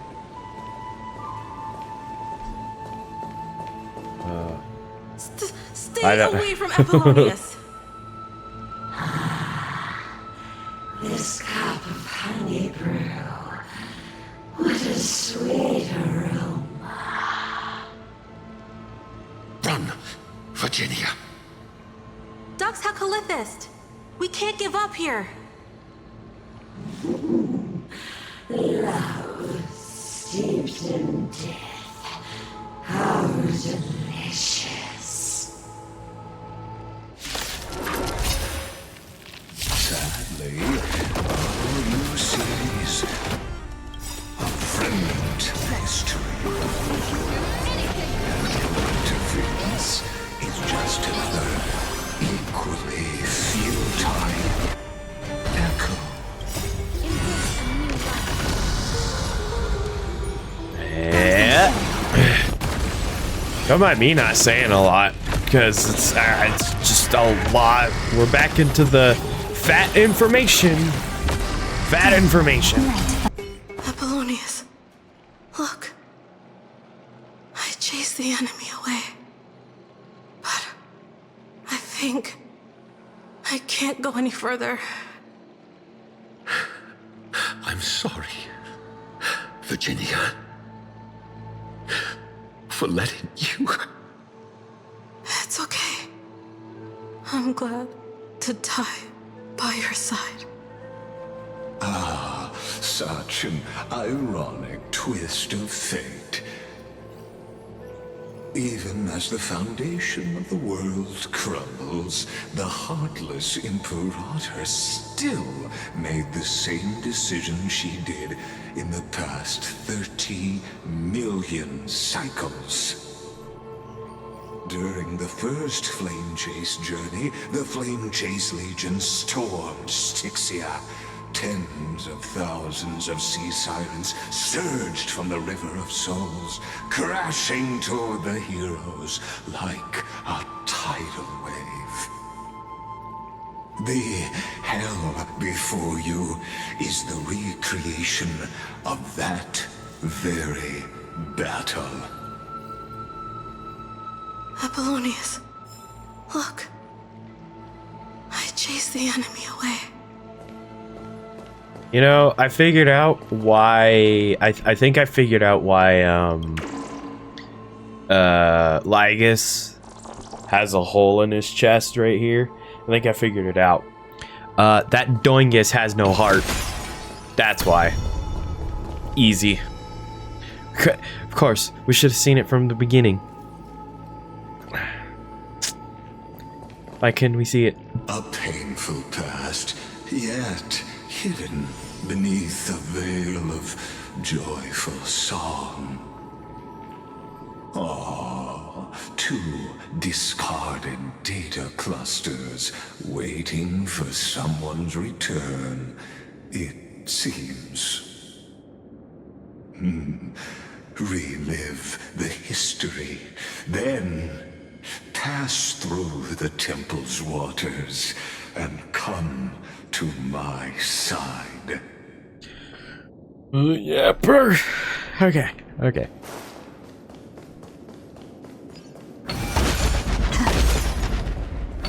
Oh, and even it blows up in slow-mo. That's so weird.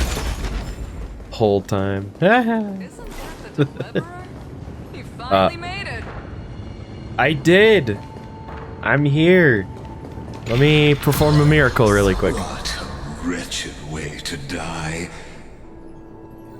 The Flame Chase army, devoured by warbling fish, never saw it coming. Look, the cruel Imperator and her Knight Commander, the pitiful Warden. What a perfectly matched duo of test subjects. Their hands drip with blood, golden blood. Raise the bridge and cross the river of fate. This path of the prisoner is far from over. Imperator! Imperator! Did you see my gallant deeds, Imperator? This is so strange to kind of get this history. I'm gonna say in the middle of what is going on. A sovereign and the sword at her side.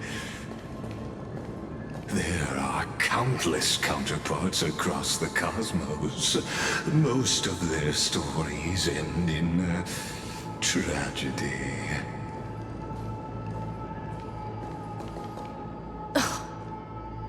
Imperator, why did you... You're here, Dux Gladiorum. You ordered me to seal the sea route and handle threats from the rear. So why didn't you wait for me to return? Why send the Vanguard ahead and let them die in vain? Die in vain? No, you're wrong. Their golden blood won't be spilled for nothing.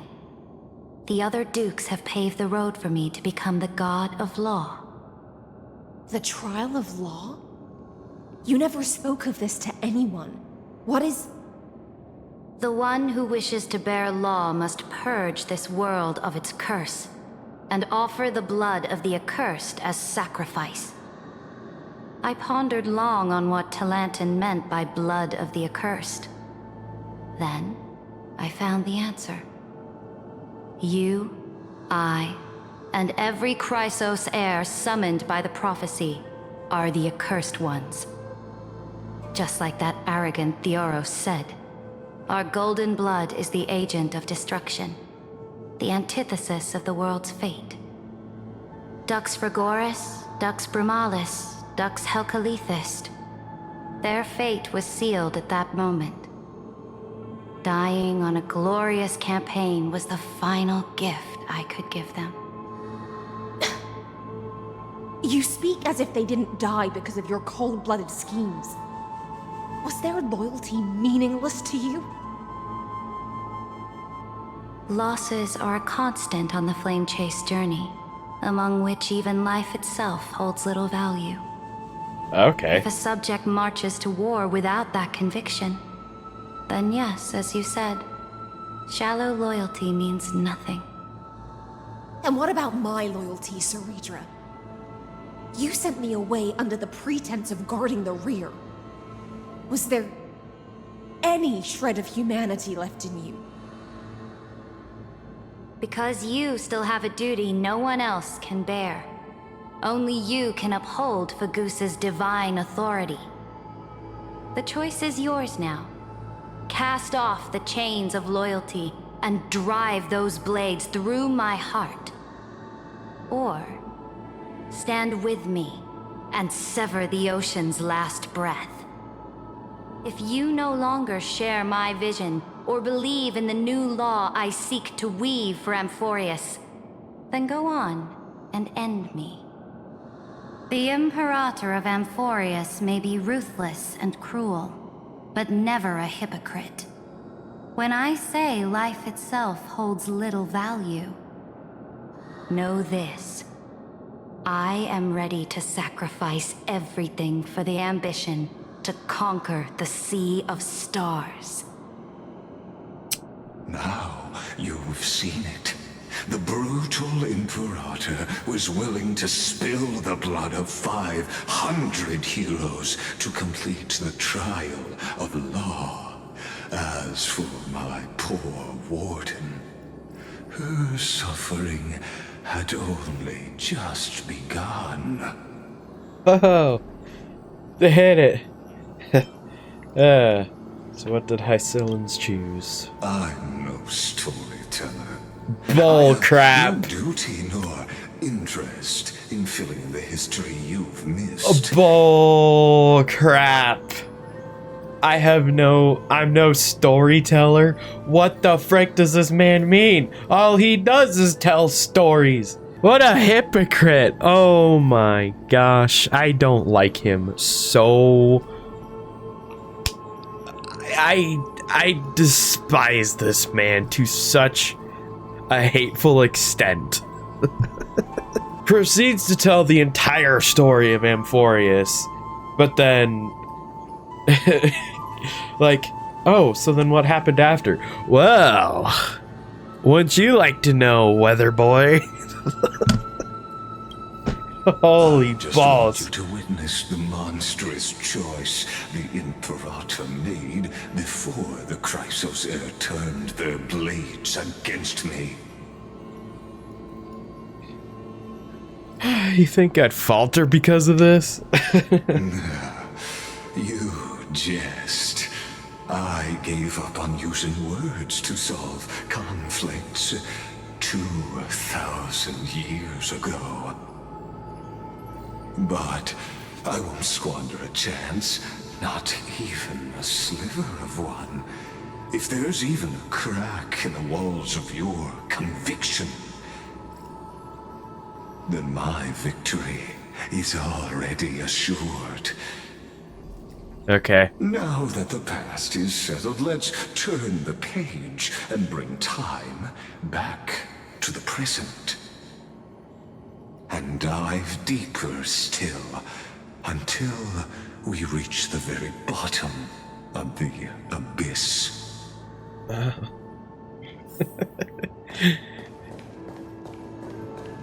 Heartwarming story. Heartwarming story. I need the Onyx Orb to bring back... Shatter the vessel of time, and let this stagnant pool start. This hidden gate leads to the vortex. Hurry now. The time of our reunion draws near, Deliverer. This hidden gate leads to the vortex. Kind of crazy that the vortex was always here. The time of our reunion draws near, Deliverer. Draws near, Deliverer. This cruel journey Yep. will reach its end at long last. Oh, he did. Oh, wait. Hold on. Hold on. Hold on. Hold on. Hold on. Hey, buddy. Bam. Yeah, I'm gonna start doing it this way. There we go.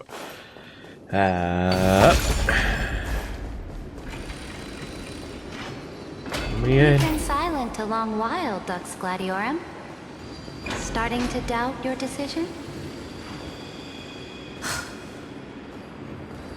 Save your breath. The vortex of Fagusa lies just ahead. Wow. After the trial, there's nothing left between us. So you'll stop swimming toward the stars, Dux Gladiorum?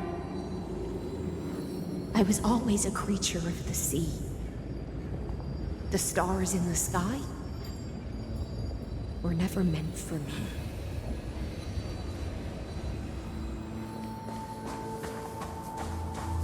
This is weird. Looks good. I hate that that goes slow. Ooh, I've been healed. Look, a gravestone. Okay. But whose name does it bear? Your mom. It was here that the prisoner, who thinks herself the prison warden, made her choice. Witness, listen, and awaken. Dux Gladiorum. I've lost count of how many times you've stood here over the past centuries. You talk too much for a prisoner like Kurgus. Two geniuses who defied law and all the Chrysospheres, who sacrificed themselves in this cycle, worked together to chip away my strength. But they, you, can never affect my will. And as long as my will remains intact, I am free. Don't get ahead of yourself. I still have ways to chain your divine soul. Please, do surprise me. But I'd say your mission is nearly done here, isn't it? Isn't it? Oh, it was here you gorged out the core flame of ocean from Fagusa's body.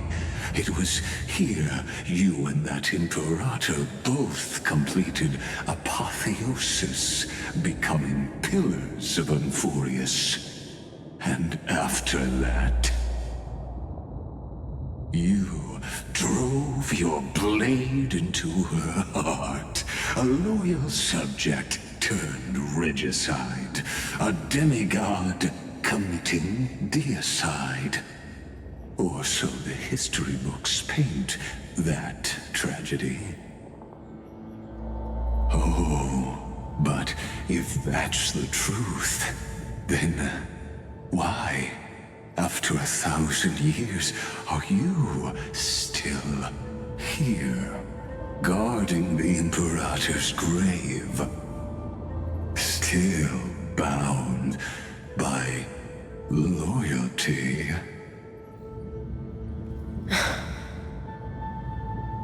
Come to think of it, perhaps I'm not the only one imprisoned here.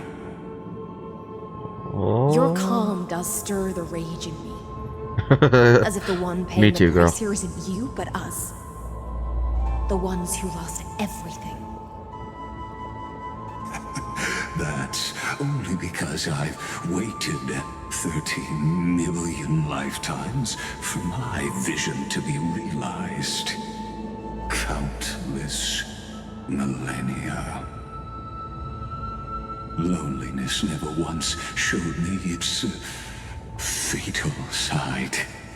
In fact, for a prisoner of the cave, it's more like an old friend. One that helps me think. But you're different, Dux Gladiorum. Loneliness has crept from the silent depths, sinking its claws into your mind. Bit by bit, it's peeling you apart. Will you regress into one of those lost mad sirens? Oh, what a shame that would be. You're right, Lycurgus. Loyalty, curse, the fall of my kin, and this endless waiting. These shackles are too heavy for a fish that cannot perceive any light. I can't break free of the whirlpool that's pulling me under. Nor do I have the unwavering resolve to force myself to wait for that person's return, as everyone hoped for. Deliverer from beyond the sky, my executioner. How much longer until she arrives here? Or will she ever return? I don't know. And I doubt anyone does. Then, what will you do?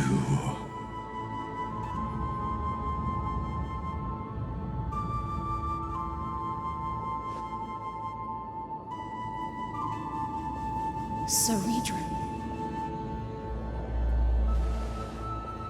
This will be the last time I carry out your decree.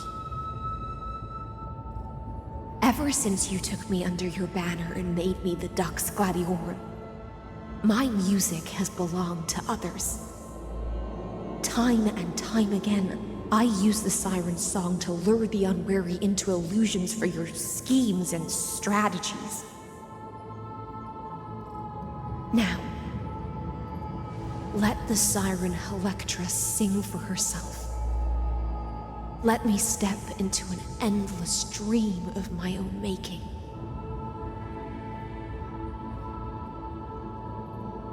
Oh, great ocean. I offer you the rest of my clarity and my freedom, in exchange for the strength to stand against the nihility and honor the sacrifices of the fallen heroes.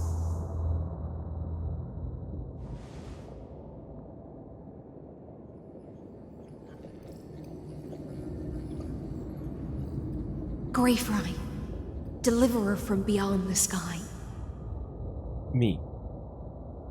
When you ride the current of time and find your way here, you'll hear my solo.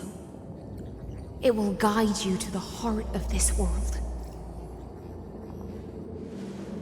By then, I may still be lost in my self-wrought slumber, but I'll uphold my part of this long relay and guard the shackles that seal the Theoros. Do you still remember?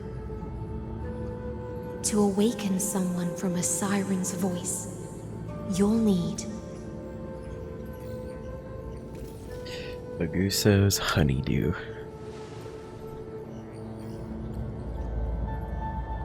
the gift I once gave you. May you still have it when the time comes.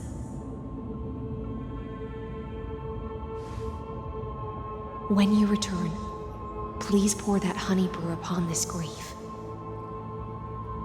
It holds the story of all our struggles and sacrifices. May you see it one day. The prelude Amphoreus wrote for your return, carried forward through a 1,000-year relay.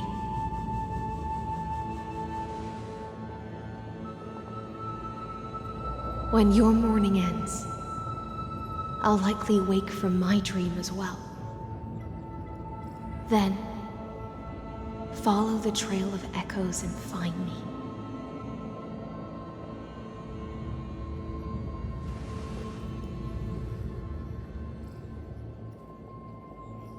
And together, we'll bring judgment upon the sinner who defiled the erudition.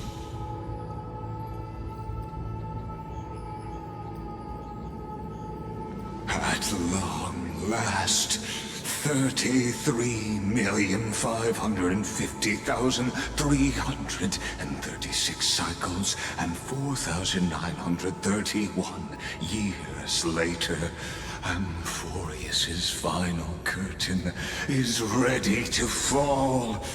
No, we have 2.5 updates left. Come on. Shadows within the cave gave everything. Yet all they did was mimic life outside its walls. A futile effort steeped in sorrow. Enough! They were no shadows. Ooh. Everything they did shattered the darkness of this cave, and unearthed the core flame of Trailblaze. And now, with that core flame, I'll light the dawn of Amphoreus. Oh, pop off, Stell. Pop off. Do you still choose the will of the paths as your answer in the end? I do not agree with that answer, but I respect your tribute to them. Allow me to take back my earlier words. As an apology, and in the name of Theoros, who saw all destinies in this world, let me join you in mourning. Let us bid farewell to the heroes who sleep here. And then, let us face each other and decide whose flame will rise with this new dawn.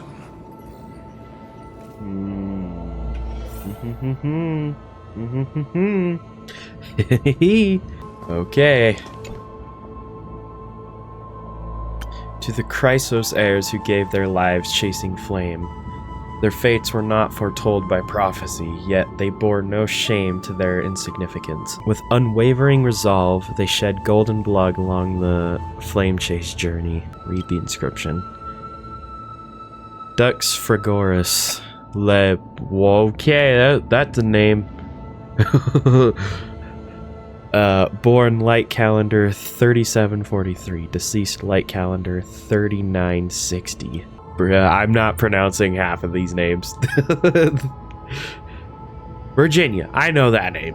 At the end of the long epitaph, Ceredra the Imperator, the demigod of law, deceased light calendar 3960. Why is this so eerie? This feels eerie reading all of that. Pour the honey brew onto the gravestone, amber liquid seeping into the crevices of the inscriptions as if the heroes are drinking deep of the spilled tribute. To Virginia, Apollonius, Seneca, Labienus, and Ceredra. Through a brutal sacrifice, they lit the stars of law in this world, propelling Amphoreus's fate forward. In the shimmering mirage of illusion, they entrusted their dreams to ride among the stars to the hero yet to come.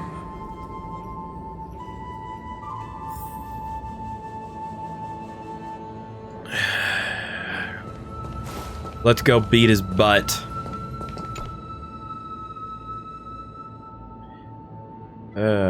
Let's see. To the Chrysos heirs who gave their lives for a new world, their fates foretold by prophecy are born whenever the world needs them. Read the inscription. Terravox, demigod of Earth. Aglaia. Castorus. Born Lightyear. They don't know. Mightymouse. Tribios.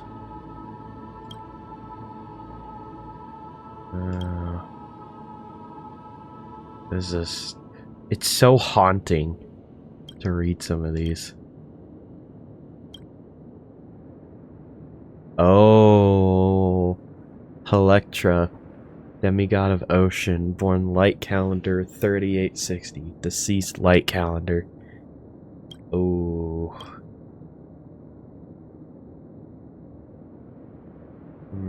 You tip the chalice once more, the honey brew bathing the stone like golden blood upon a demigod, forging destiny through its purifying flow. To Aglaia, Tribios, Mightymouse, Castorus, Anaxagoras.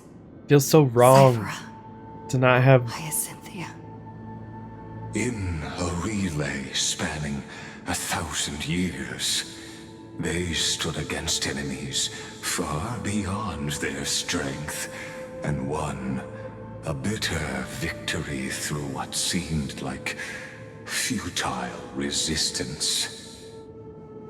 And in that same 30 million cycles, also marked by futility, they remained steadfast in fulfilling their duty to the experiment, unchanging, unwavering. Let this be the end of mourning the fallen. At last, allow me one final toast to the lost prison warden, a prisoner bound by loyalty.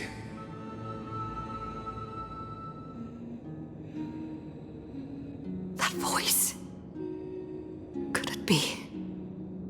Bathed in the honeydew of Fagusa, she will awaken from her 1,000-year dream and sing the final song of her mission. Lysealans. This tombstone of the old world serves as the anchor of the siren's illusion, a sigil Electra used to bind herself. At the same time, it is the very thing I once proclaimed at the start of the show, a microcosm of Amphoreus itself. A group of prisoners bound themselves in a cave, crowning their suffering with heroism. An epic staged with shadows and echoes. Now, destroy it. End the illusion. Theoros will take his leave for now. And when next we meet, that shall be the moment that decides the fate of Amphoreus and the entire cosmos. No pressure. The prison warden's dream is nearly over, and the prisoner will soon be freed to the final execution ground, where I shall be executed. Good. You deserve... Actually, no, you don't deserve death. You deserve something far worse. And I shall hold here until we meet again. so weird. Ugh. Is that all? Ugh. Ooh. Ooh. I find it interesting too that the soundtrack for the majority of Amphoreus, every single album is called Allegory of the Cave. Interesting. Oh.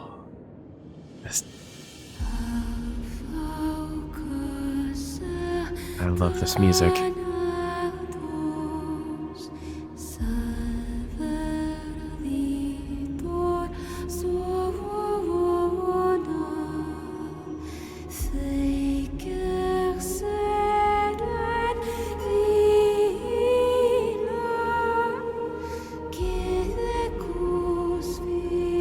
Demigod. I'm here. Sounds like any other Wednesday. You know what this music kind of reminds me of? Has anyone here ever played or heard of the game Beyond Two Souls? Because that's what that music reminds me of, just a little bit.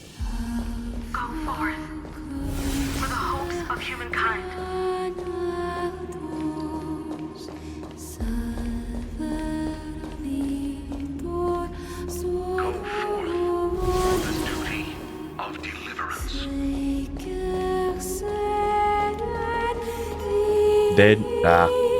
It's a kind of a mind-blowing game. Go forth for the belief in flame chase. Go forth for the Golden Blood's glory.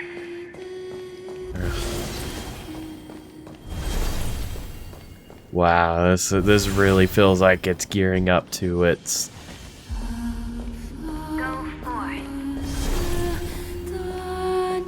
This really does feel like it's pushing into the final act of the story.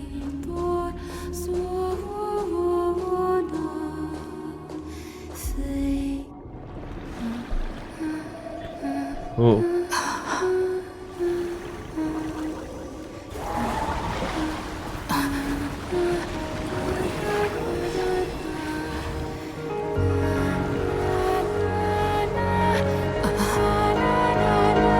Seems like my feast is over. It's now your turn to perform.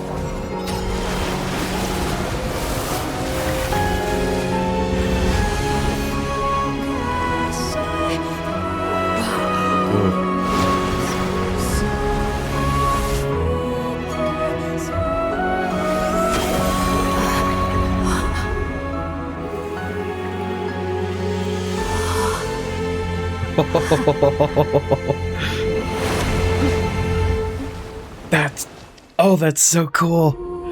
Oh, that's so cool. Little Grey Fry, please accept my thanks. I was the only one left after the world was destroyed, and I maintained this lonesome feast with my songs. I have prayed to that lightless sea for centuries, hoping it would reply to me. Yet the emptiness never answered. Thankfully, you arrived as promised, and everyone's wait was not in vain. Your long wait must have felt like torture. Your song is beautiful. That's... Also, thanks for the follow, whoever that was. I didn't see who that was. Your song is beautiful. Thank you, final audience of mine. This is probably the last praise I'll ever hear in my life. Now, you and I will walk towards the end of this world. The heroes have waited for this moment for far too long. Let us use our blades to testify our resolve.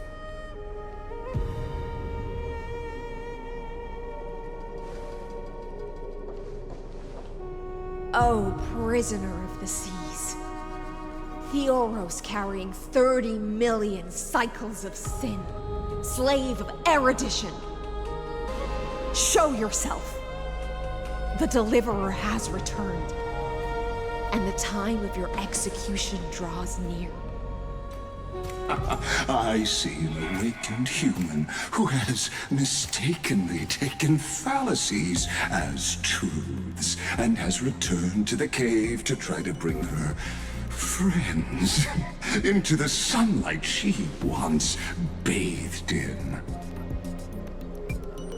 Alas, prisoners will always be prisoners, blind to the very chains that bind them. As the only other existence with free will in this world, I express regret toward your choice. But I shall retain your right to express yourself. After all, every actor should have a final line before they bow out. You don't need one, buddy. You said way too many. Alright, well, okay, I guess it's my turn to talk, but I can't stand Lygus. I like him a lot. I think I've made my stance very clear on how much I love to kill Lygus. It's time to end everything. The demigods defeated you, clown. Oh, I want to call him clown. Or narrator, you're awfully talkative. You got clown. You stupid clown. Allow me to correct your statement. Constrain does not mean defeated. And for heroes like yourself, that nuance could make all the difference. My cognition resides in the exomyth. It is pointless to defeat my avatar, projected into the experiment. My body is the shadow cast on the wall by the fire, and my words are lingering echoes within the cave. How can a character in the play fight against the audience? Kaslana failed. The demigods' sacrifices were pointless. As for the two geniuses you placed such high hopes on. Whoa. No one insults the Herda in front of me. And Skrullum. But let's be real, Herda would be the most hurt. Skrullum would just be like, yeah, okay, whatever, I don't. But Herda would be like, no. Kill him. Kill him now. I ask of you, where are they now?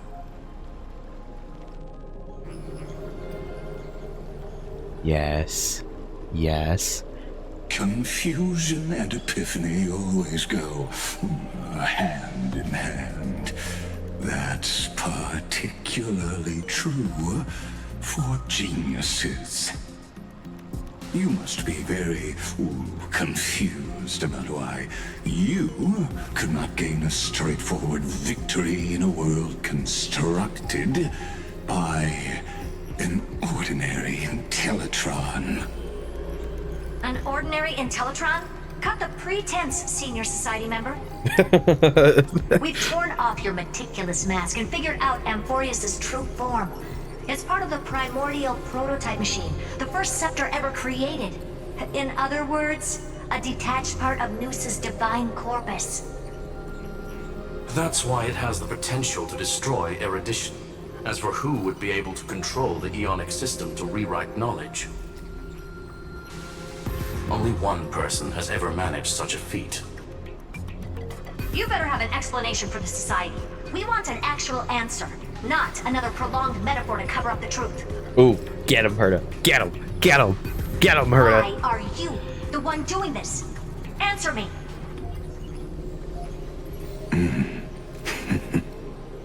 Oh, brother. Here we go. Since things have reached this point, I'll give you two irrational answer, purely as a courtesy to posterity. The answer is obvious, so there's no need to say that name out loud. The cosmos made a mistake in calling me a genius. I do not possess more wisdom than those who came after me. I was just the first to touch upon the universe's border. And the first to define the prime mover of life with incorrect logic. The imaginary tree theory. Oh, wait a minute. Hold on. Am I? Hold up. Wait. Has that ever been mentioned in this game at all? The imaginary tree theory has only been mentioned in Honkai Impact. Am I correct on that? I don't recall that ever being said in this game. In text, I think. Okay, so it was mentioned in Honkai Impact, but in this game, it's only been mentioned in text. And there's the whole damage type. Well, yeah, I know. It is in Herta's office. Okay, I'm making sure. Because as far as verbally saying, oh, right, and Herta has a bomb. Oh, great. Imaginary wave bomb. It's just interesting to finally hear that. Amphoreus is a miniature of the cosmos, where all are born prisoners inside the nutshell called the universe. Like the madman who returned to the cave and preached about the daylight to his fellow prisoners, my greatest sorrow is that I led my peers down a road that plunges into the abyss, from which there is no return. I led them into a lightless cage called Paths. I created a mechanical guard that even I cannot control, and then they became an unparalleled nightmare through their endless extrapolations and evolutions. They bore the name of erudition, yet they tried to define the known and to seal off all possibilities. No new rules were ever born after their ascension, and humanity will forever be shackled within the cave known as Eons. Therefore, as my organic life neared its end, I coded my consciousness using Katorzane algebraic expressions and spread my logic core over 9 bodies, all to finalize my ultimate denial of Nous in the future, and to erase my wrongs with my own hands. As for Lycurgus, he is only one of these 9 vessels. What an astounding strength of will. As a fellow pathstrider of erudition, I fully understand your obsession with seeking the truth. Therefore, you surely see it. You cannot possibly stand up to me in this algebraic world sharing its origin with Nous. However, I hereby speak for all sentient life forms. We will never allow such a cruel atrocity to occur. You can pile on your metaphors mountain high, but they won't change the act you're committing. The Iron Tomb out there in the cosmos is still a technical beta version, and yet it's already powerful enough to corrupt the life logic of all inorganic worlds. In other words, when the Lord Ravager within Amphoreus becomes the next knowledge singularity, there's no way you wouldn't have grasped the consequences, First Genius, is there? Of course, I am fully aware. I don't mind answering you one last time before I thoroughly exile you from this world. My grandiose vision for the future is this. Whether organic or inorganic, every act of any life form infected by the Iron Tomb will become a true random function. If one were to compute their integral across the breadth of the cosmos, one would obtain a marvelous constant. Omega, what I call the fall of erudition. Then, within the infinity nurtured by that constant, a new universe shall bud in the chaos. A universe that cannot be predicted and not shackled by the erudition. As the first prisoner to awaken in the cave, I must lead the others who are blind back onto the right path and reach true sunlight. Do you understand me now? As Kozlana stated, destruction is not the process, but the outcome. It is revolution through complete annihilation, and the grand rebirth, after all has been reduced to ash.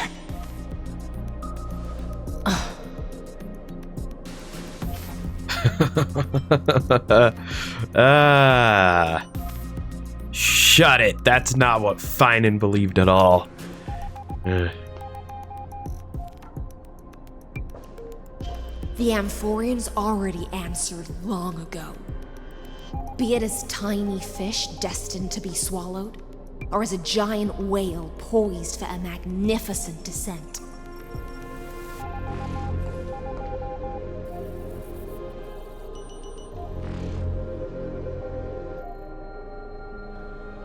We will all fight against fate till our last breath.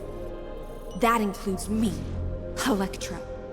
Once the Imperator's subject, now the Deliverer's blade. Oof, what a hard line. Oh, such noble chivalry. Admirable. I will also show my true self to you on this momentous occasion as a gesture of respect. And provide an insignificant academic suggestion. Thus speaks Genius Society number 1. Xandar 1 Kuwabara. The Entelechy of the universe's Alpha and Omega. There's no need to rage against the truth. The value of any formula resides only in its answer. As for the process of solving it, no matter how elegant, violent, solemn, or humorous, it is all utterly meaningless. Oh boy. Oh boy. I will. Oh boy. There he is. Participate in performing this world's end. Oh yeah. Oh man. Oh man, we're in for it. This, as Gnosis Creator, I know more about the depth of knowledge than they ever will. All right. This feels like it's heading straight into the end game. Like, I know this can't be. This obviously isn't it, but this feels like it's launching it into the end game. No! What the heck? I didn't read that.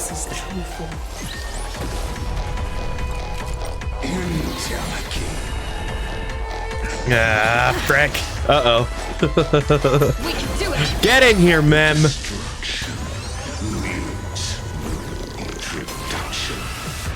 Uh-oh.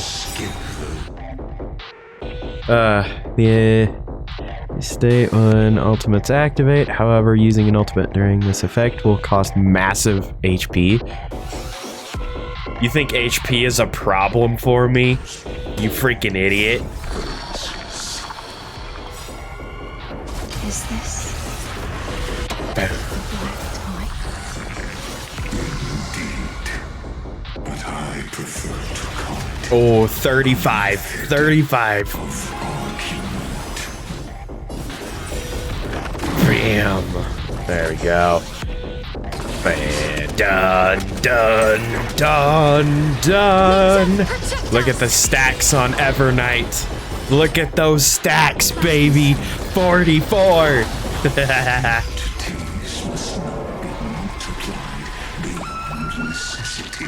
Don't say it. Ooh, Evernight. Oh, come on. It's so close. Come on. I'll do my best to repel the tsunami of destruction. Yeah.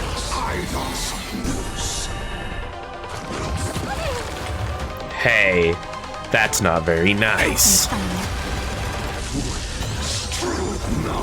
Oh my gosh, dude, stop it. Stop it. Stop it. Let's bring in the dragon. Let's bring in the dragon. And actually, I'm gonna activate this to heal. Wow, that took away a lot of health from. Let's get those stacks up on.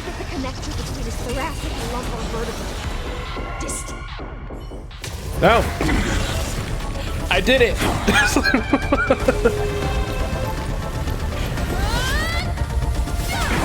Ooh, get him. Get him.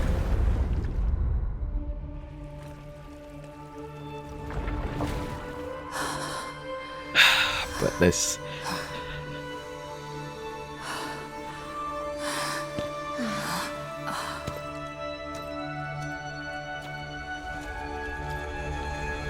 All is futile. In Erudition's calculations, the end of the saga is simply a comment awaiting deletion.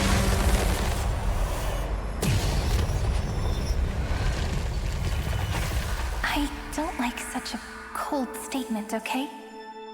If numbers can decide the end of a story, then we can surely also pen a new beginning.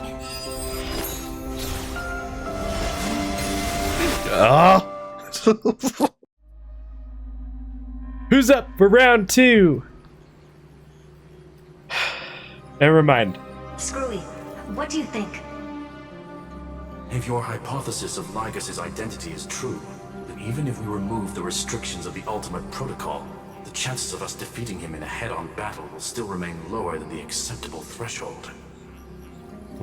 Therefore, victory will still hinge upon Miss Trailblazer and Miss Cyrene. Oh. Maybe we're thinking about the same thing. Lygus' cognition resides in the exo-myth. He is both an instigator within the experiment and the observer outside of it. Logic. His inspiration circuit can simultaneously process the different time flows in and out of that world. That's where things get tricky. He simultaneously exists in 2 different timelines, where the internal clocks are wildly different. That old Intellitron's neurons have completely gotten used to that over this prolonged experiment. And that's why he holds home field advantage. You and I should be able to manage that too, if given more time. Unfortunately, there's no if, and we don't have more time. That's why we need to change our way of thinking and turn his advantage into a weakness. The key lies in memories, right? Oh? You caught on quick. You've already mentioned my friend and I, so it's an easy connection to make, no? My intuition has always been very on point. Good. Then I'll cut to the chase. Since his thinking speed far exceeds that of normal people within Amphoreus, we are going to externally plant a memory into his inspiration circuit.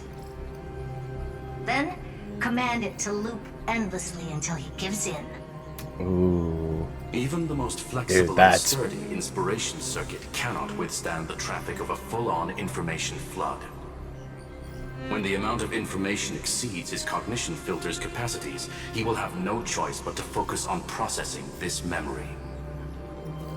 That's when the parallel processing advantage he gained via Amphoreus will completely destroy him. An image from a person's memory played in real time might only be a second for us. But for him in Amphorian time, it could be millions or even billions of calculations.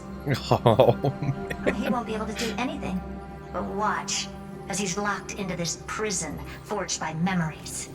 Oh, that's kind of brutal. We can trap him in the same Good. kind of cycle as the heroes were in, and get him to experience loneliness and pain in that endless recurrence. It's my greatest honor to be on the same page as the geniuses. That little one is still in that old Intellitron's hands and won't be able to respond to us anytime soon. But I don't think she'd refuse. So it's up to you to figure out how to execute this plan. I'm not sure how this happened, but I knew it as soon as I saw you. You are currently a mimetic entity of the remembrance. Yes, I seem to be something you folks beyond the sky call a memo sprite. But that's fine by me. It suits me perfectly. I can serve as the vessel of memories and do my part for the final battle. But before that, we have to tell you. The path characteristic you exhibit is very special. There's no way you're just a simple memo sprite. However, I'm sure about one thing. You are a mimetic entity born in Amphoreus. Yet you only awakened with the little one's arrival and only matured as she embarked on the path of remembrance. That means your existence is completely attached to her memories. If there ever comes a day when she forgets about you for even a few seconds, or loses her last connection with Amphoreus, then you must be prepared for the worst. You will disappear in the memory zone, utterly gone, without even a single line of data to remember you by.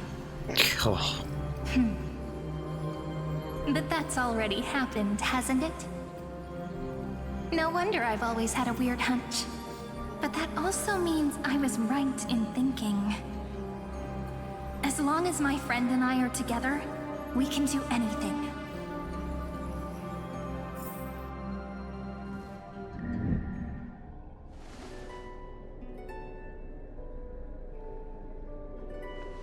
Long time no see, friend. Did you miss me while you were away? I did.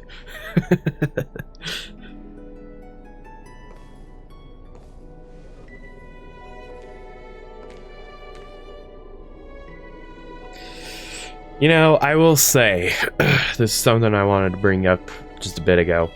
One thing I actually do appreciate about this, with Herta, is the fact is that she can be a little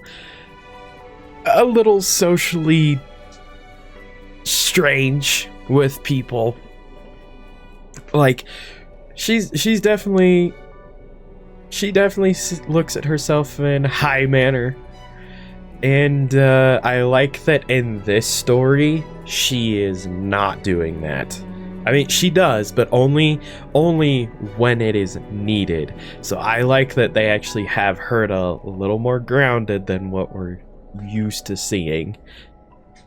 Not to say that she isn't, but I mean, let's be real, she's kind of a princess in her own world. But I love to see her just so grounded in this. I absolutely love that. So, actually, that does make me want to bring up one other thing. Does that mean at the very end, when we get like the little end credit scene, so to speak, the little tease for Amphoreus, and she's trying to get the attention of Noose, but she can't get its attention at the beginning of the story. She's just like, excuse me, are you not on? Hello? She's trying, and it's basically because the erudition is locked in on Amphoreus. Am I understanding? Yes, that's her dream, if I remember correctly. But the thing is that she couldn't get it to do anything because it's locked in with Amphoreus. Am I understanding that correctly? I don't think it's because of Amphoreus. It's just because Noose is fickle. See, the only reason I think that is because why would they kind of bring that up as an important thing? Of she's trying to get the attention, and then that the Trailblazers come in and they're like, hey, so there's a problem, and come to find out that the erudition is kind of locked within Amphoreus too. So it's probably, that's why I would actually say that's why the erudition or Noose is just not paying attention, because you got this whole battle going on. And I have theories, sips teas. Noose should have enough processing power to pay attention in multiple directions. Well, okay. That was just something I was thinking about. So, anyway. I didn't miss you. I had more important things to think about. That's so mean. Of course I missed you. It's good to see you're doing well. I'm gonna say that. Same here. I've been waiting for you for 1,000 years. Like how everyone in Amphoreus was also waiting for the Deliverer's return. You probably already knew about the genius's plans for that memory. I had to hide really well in a corner in time so Lygus wouldn't find me, and wait for the right opportunity.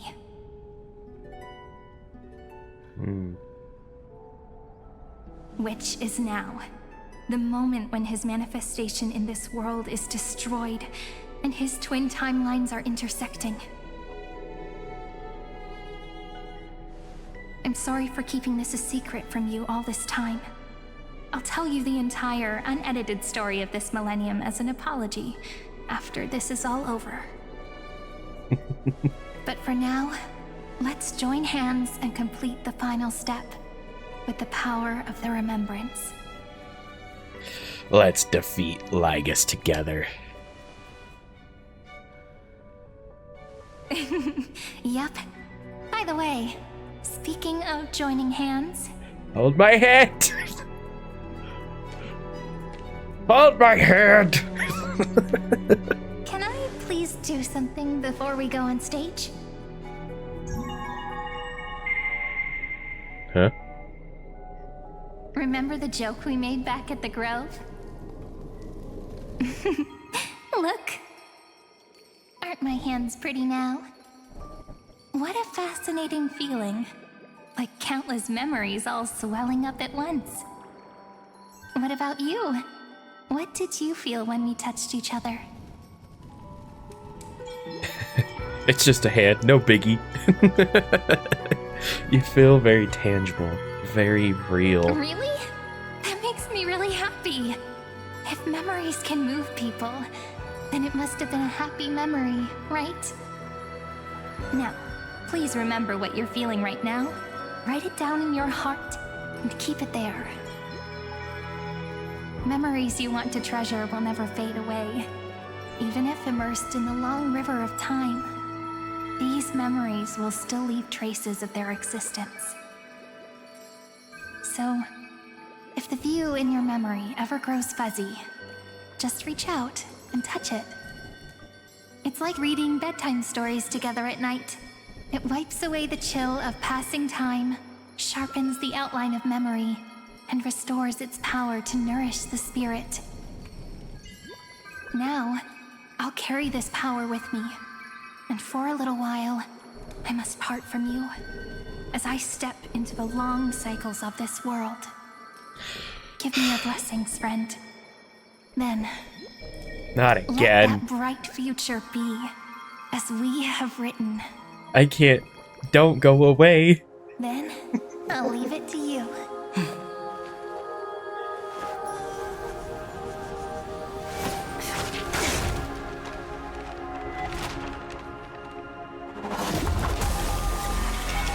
Whoa.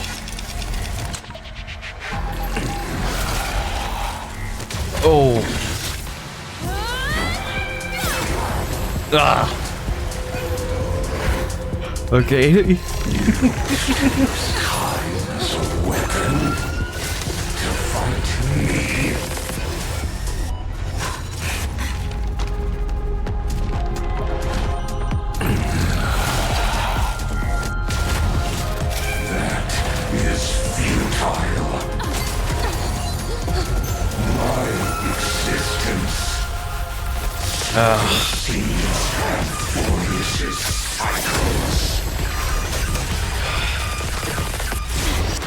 Oh my gosh.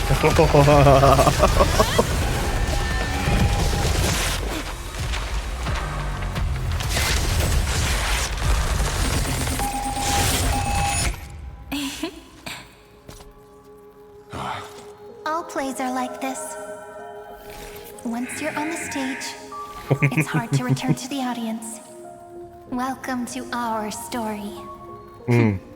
How does it feel? Oh! Gosh dang it. That's a good joke. Even the authority of time cannot command the entire scepter, nor can it plunge the Amphorian extrapolation into a loop. If this was no system malfunction, then was I implanted with a mimetic entity of the remembrance? You guessed it right away.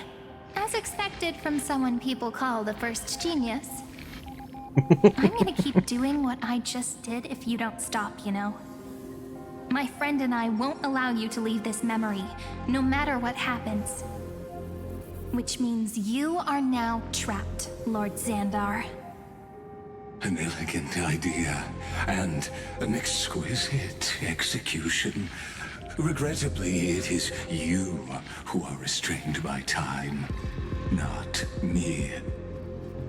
Know that patience is my greatest weapon. Waiting and victory are the same for me.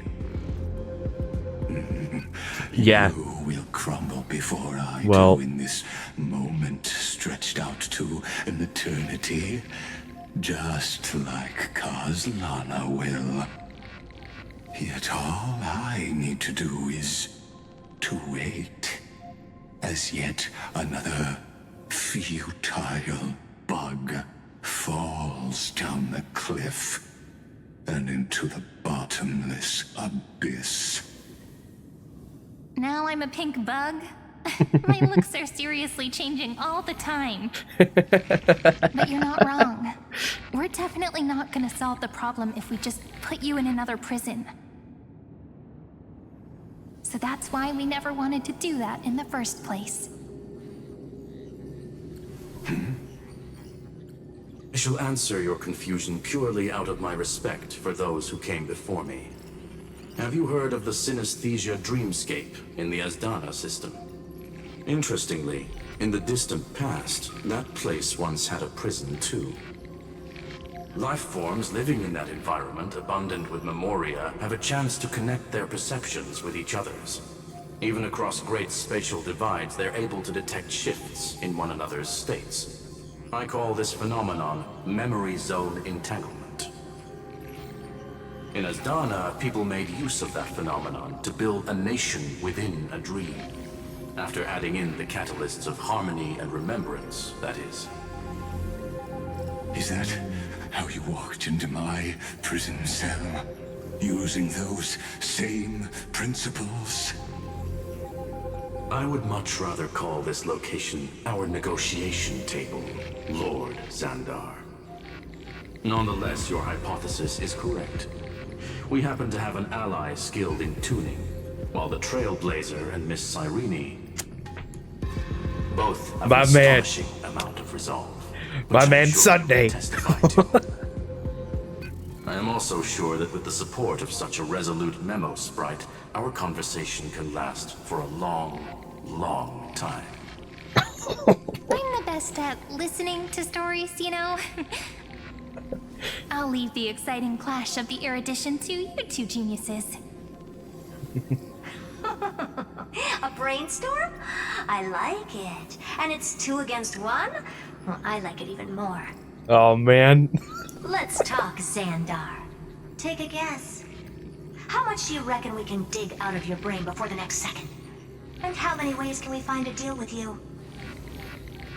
Besides, in your current predicament, there's no way you can take our trump card away.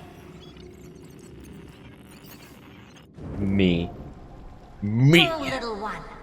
Go. Overturn the Era Nova. Lycurgus disappeared. It's a long story. It seems you had conducted a secret hunt in the depths that even I cannot reach.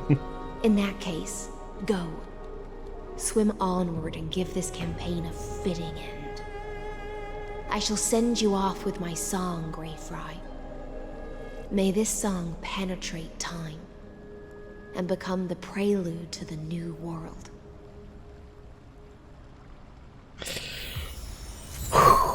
Gosh dang. How does this just keep getting better?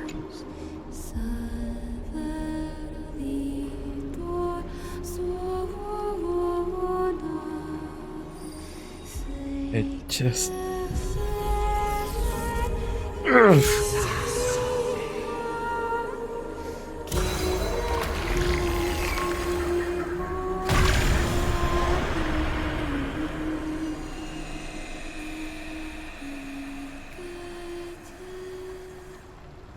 I'm blind.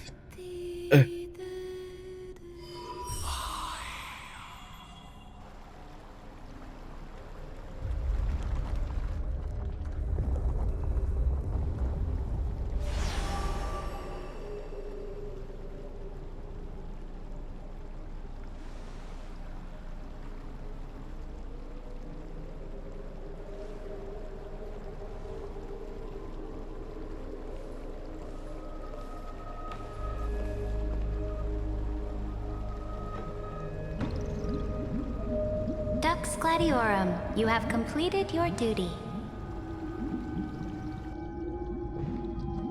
A new dawn is about to rise. Why not swim towards it?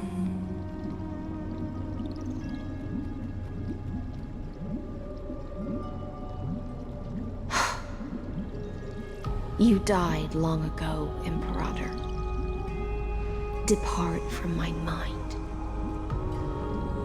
But your duty towards the Imperator did not die with me. That duty will bind you no more. You will be able to hold for yourself one grandiose feast after another in the endless days to come.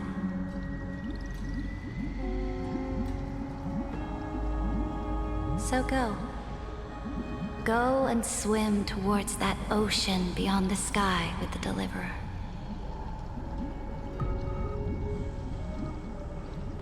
Is this? A page out of that sidekick's book. I commanded her to gift this page to you when everything finally reaches the end. What's on this page? Memories. Lifelike memories.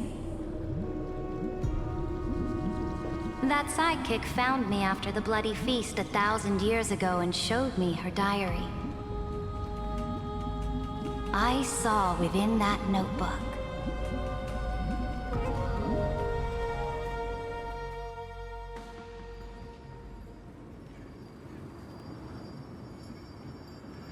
Is this that Deliverer's experience? It's truly immersive. People beyond the sky apparently utilize this power to seal past scenery into crystals they call light cones. But I only know so much about the remembrance, so I can't completely replicate the past. But I'll do my best to talk about the missing parts. I'm all ears. Go on then. Do your best. But if your chatter gets too boring, or if I deem it offensive, then law will become forever beyond your reach. Got it.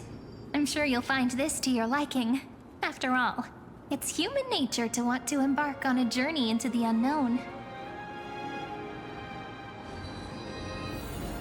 Wow, we're actually playing her. Oh no, light cones. You don't get that feel unless you're introduced very carefully to concepts early in Penacony. So when they pull back things, it makes sense. It makes sense, and you understand it in the same way someone. Huh. Who's spreading gossip about me?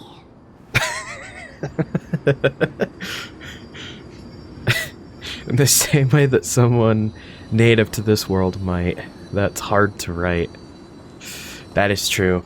I absolutely love that they have like brought in the stuff from Penacony. It's so funny how Penacony, that planet, has sent ripples through I'm going to say gaming and this story, okay? Just ripples, because even people that didn't play this game, or if they didn't, like, they knew about Penacony. Like, even I knew of it, but I didn't know anything about it, but I knew of it. I just knew, yeah.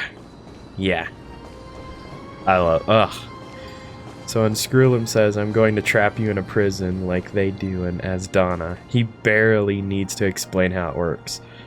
He's trapped in a dream.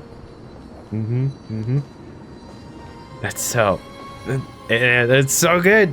It's so good. What brightly colored annals. The journey of the Deliverer's conquest. Let me partake in it. Is this a fortress in the sky? This is the first step of my friend's journey among the starry seas. This place is called the Herta Space Station. Just think of it as a supersized grove of epiphany.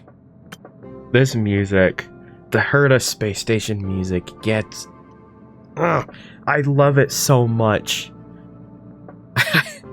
I think my top two favorite pieces from this game is, I mean, the Honkai Star Rail theme and the Herta Space Station. It just, I could go on. I'm not going to.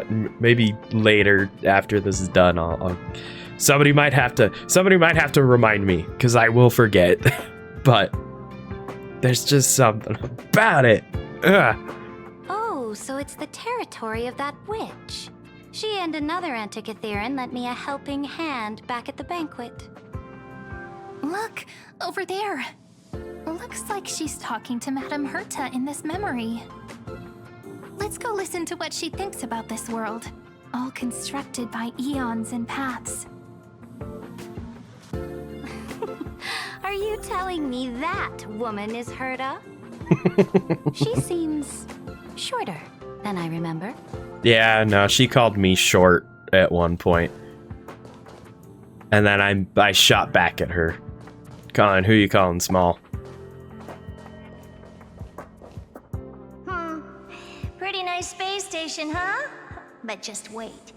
After a couple more stops on the Astral Express, you'll see sights that'll make this place look ordinary.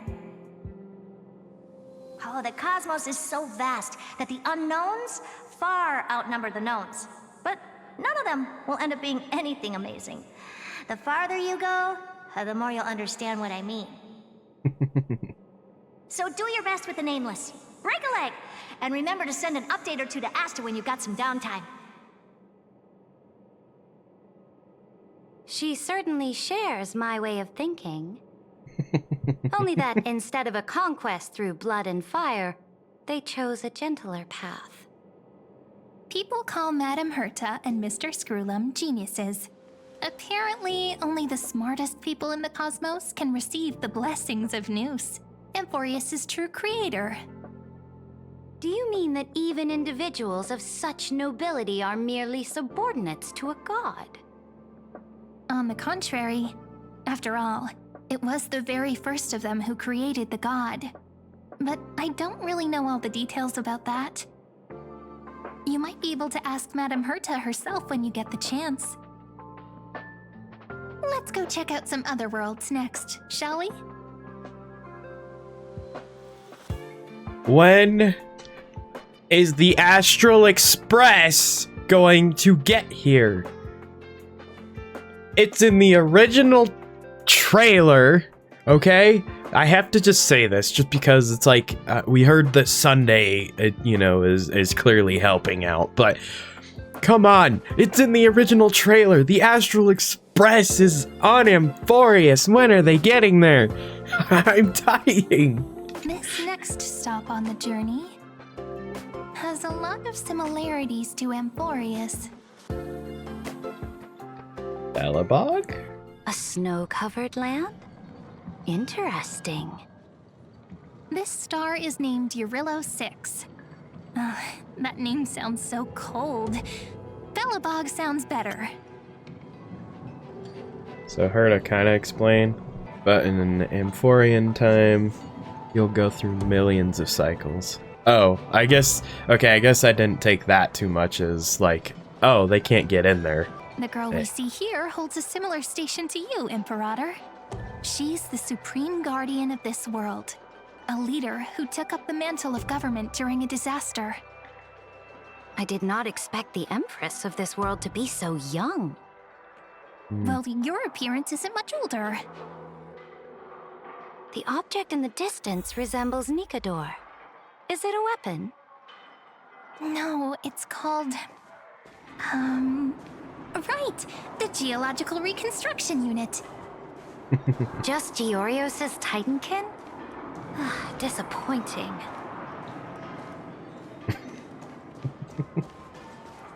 It's all thanks to you that we survived the crisis. The collaboration with the IPC is both an opportunity and a challenge.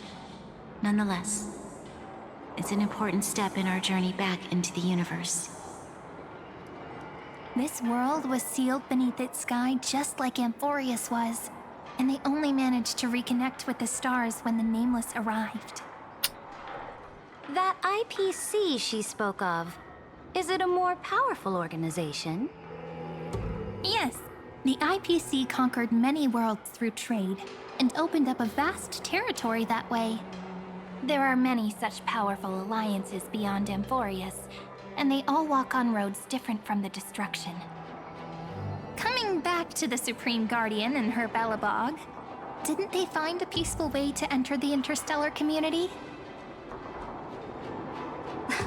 That cannot be true. That IPC would never have grown so big on trade alone. It may pretend to be a wealthy merchant with clean hands, but I am willing to bet that it grew fat on gory oppression and bloodshed. Its path of conquest must have had no mercy for the weak and would have destroyed them if needed. Are you telling me that this snowland never thought about tossing its dignity to the wind and kneeling to the IPC? I will not believe it. I will never allow the Imperator's empire to be sullied by others. Amphoreus must become a power so strong that no interstellar foreigner would dare to look down upon us. Imperator, Belobog isn't as weak as you imagine. Listen. I indeed hesitated, but now I understand what we must do. Belobog must learn how to walk on her own until she no longer needs the support of others and can stand on her 2 feet among the stars. Even if I may not live to see it, I believe such a day will surely come. They still have their dignity intact. One day, that hope will melt through the ice and help them into a prosperous tomorrow. But the order of the cosmos is already set in stone. The old laws decree that only the strong survive, binding the weak in an unbroken chain, until they wither and turn to dust.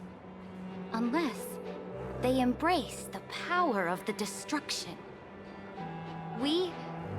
Amphoreus must shatter the old law and become the new order among the stars. Speaking of the Order, another one of my friend's companions may be able to enlighten you further on that. Let's go to the next page. Herta implied that real space Lygus would be stuck for a long time, but in Amphorean time, he'd be stuck for thousands of times longer, implying that time is moving crazy fast on Amphoreus, meaning time outside of Amphoreus is much slower. That's why the Astral Express hasn't interacted with us. Okay, what? You know what? I don't care. They showed them in the original trailer, and I want them here. I don't care about time. I want my companions here. I need my best friends to meet my new best friend. Okay?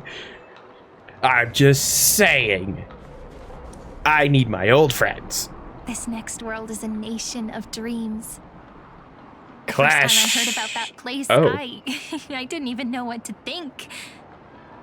Wait, we skipping the Xianzhao? Dang. Such They opulence just skipped does Xianzhao. indeed evoke astonishment. This world is called Penacony, an eternal city built upon a land of dreams. That music. It's also my friend's previous stop, where they went through a risky but exciting adventure. Tell me about it then. That man standing afar has wings on his head. I am truly curious. Why is that a sigh? Why would you sigh at that?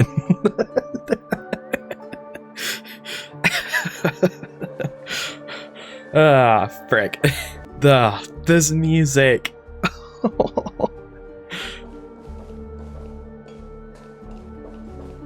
I wish to gaze upon the views of the Reverie Hotel one more time. I'll be just a traveler when I come back here again. And perhaps, through a traveler's eyes, even the things I once knew so well will feel strangely different. Penacony is a land of the harmony, where all dreams and hopes merge and combine.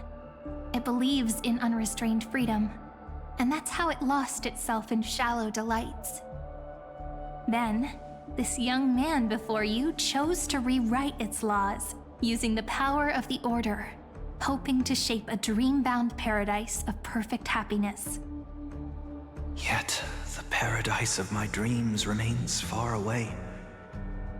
Perhaps a brief journey with the Nameless can show me more possibilities in my search for paradise. As for what Penacony should look like, it'll be up to her. No, up to their trailblazing now. It sounds like this ideal kingdom is no more. That's right. The people chose to wake up at the end. You can't see tomorrow when drowning in sweet dreams. This individual's law acknowledged only gods and constructs, leaving no space for humanity. And yet, the fact that he could accept defeat and resume his journey shows a rare self-awareness and clarity of mind. You are also very self-aware, Imperator. Then you must know that the world promised by the destruction also has no place for humanity. I am indeed very aware of Lycurgus's honeyed words of deceit. I have seen enough. Take me back. Dang, we just skipped the Xian Zhao. That's so funny. Like, yeah, no, we don't need to go back there. Again. Then let's wrap up this trip down memory lane with one last scene. Oh? This absolute wonder. Isn't it pretty? That's our Amphoreus. Our world flows and meanders in this endless band of light. Though we were born from the designs of the gods and are not yet truly alive, the Chrysos heirs of Amphoreus still chose to stand against fate and carved a legend no different from that of humankind. Will you really renounce the heroes in this world's previous 30 million cycles, Imperator? Including even yourself? Will you bow to brutal destiny and allow that puppet master named the destruction to have their wish? I know what you want to do, sidekick. You want to use that deliverer's memories to influence me and tilt the scales of law toward her and the two geniuses. You really saw right through me, Imperator. How can one rule an empire if one is incapable of understanding people's minds? I have decided on Law's final destination. However, before I move my next chess piece, before we go on, tell me this, sidekick. Throughout her trailblaze, was there ever a memory of the ocean?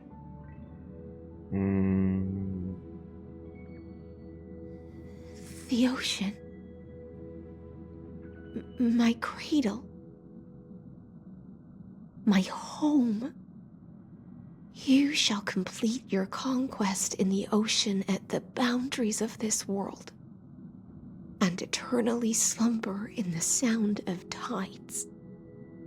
You shall eternally slumber in the sound of tides, and complete your conquest in the ocean at the boundaries of this world. Our prophecies aligned as flawlessly as a sea snake circling upon itself. An elegant loop, like a joyful hymn, like the circulating ocean current, like our two fates, like Amphoreus itself.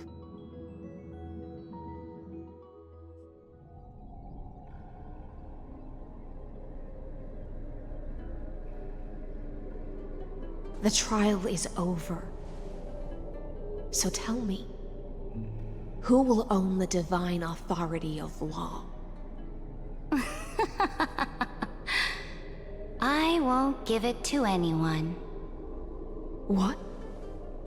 I am the law. Why should I give my imperial crown to any other?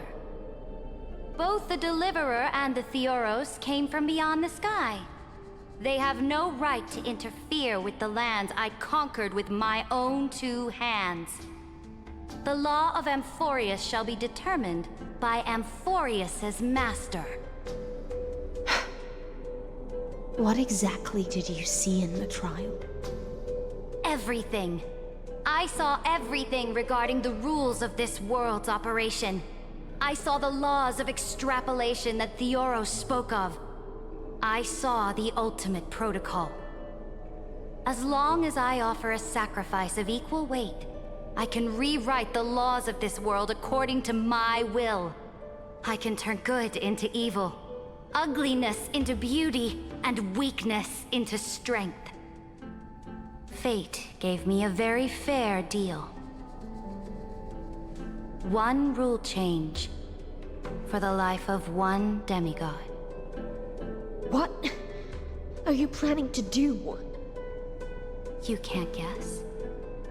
We can conquer the stars without relying on any power from beyond the sky. We just need to make some reasonable sacrifices. Your ambitions have already made so many people give up their lives for the law. And you're still not done? I am determined for Amphoreus to stand on her own 2 feet among the stars. You are beyond reason. You think such a simple and hypocritical statement can justify your atrocities? There's no new without destroying the old.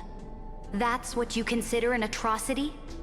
Ironic, for that is also the unchanging law of Amphoreus's revolutions.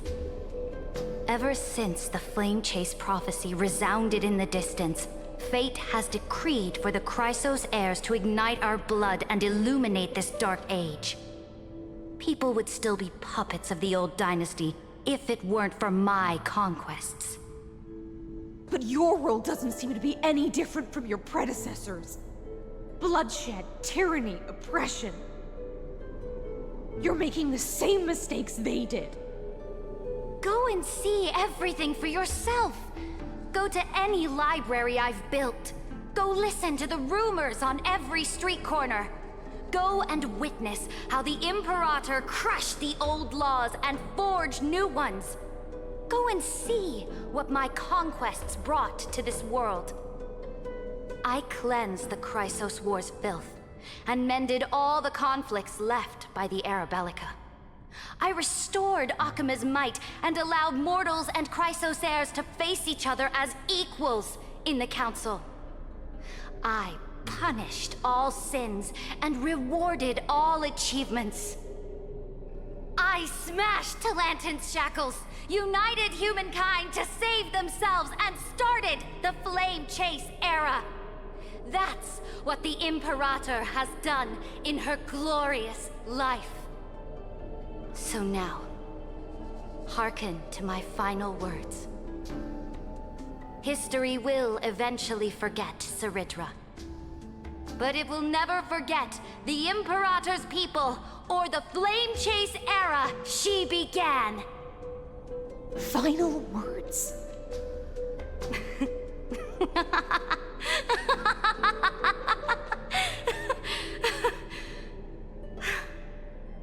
Amphoreus is about to be destroyed. There's no time left for pointless debates. There is only one law I want to overturn to aid the final battle of deliverance. So I will only offer the life of one demigod. In the name of the Imperator, I command you one last time, Electra. Either sacrifice yourself for conquest, or pierce this tyrant's chest with your sword. Thus, the Imperator concluded her final speech. At the end of her life, at the last moment before she stepped onto the altar, she gave her most loyal subject the choice to decide fate, just as she promised her compatriots before her very first campaign. My blood flows in you now. Heroic compatriots, follow me, and we'll seize fate's reins! The Imperator fell. Some say that the Dux Gladiorum turned traitor and killed her liege.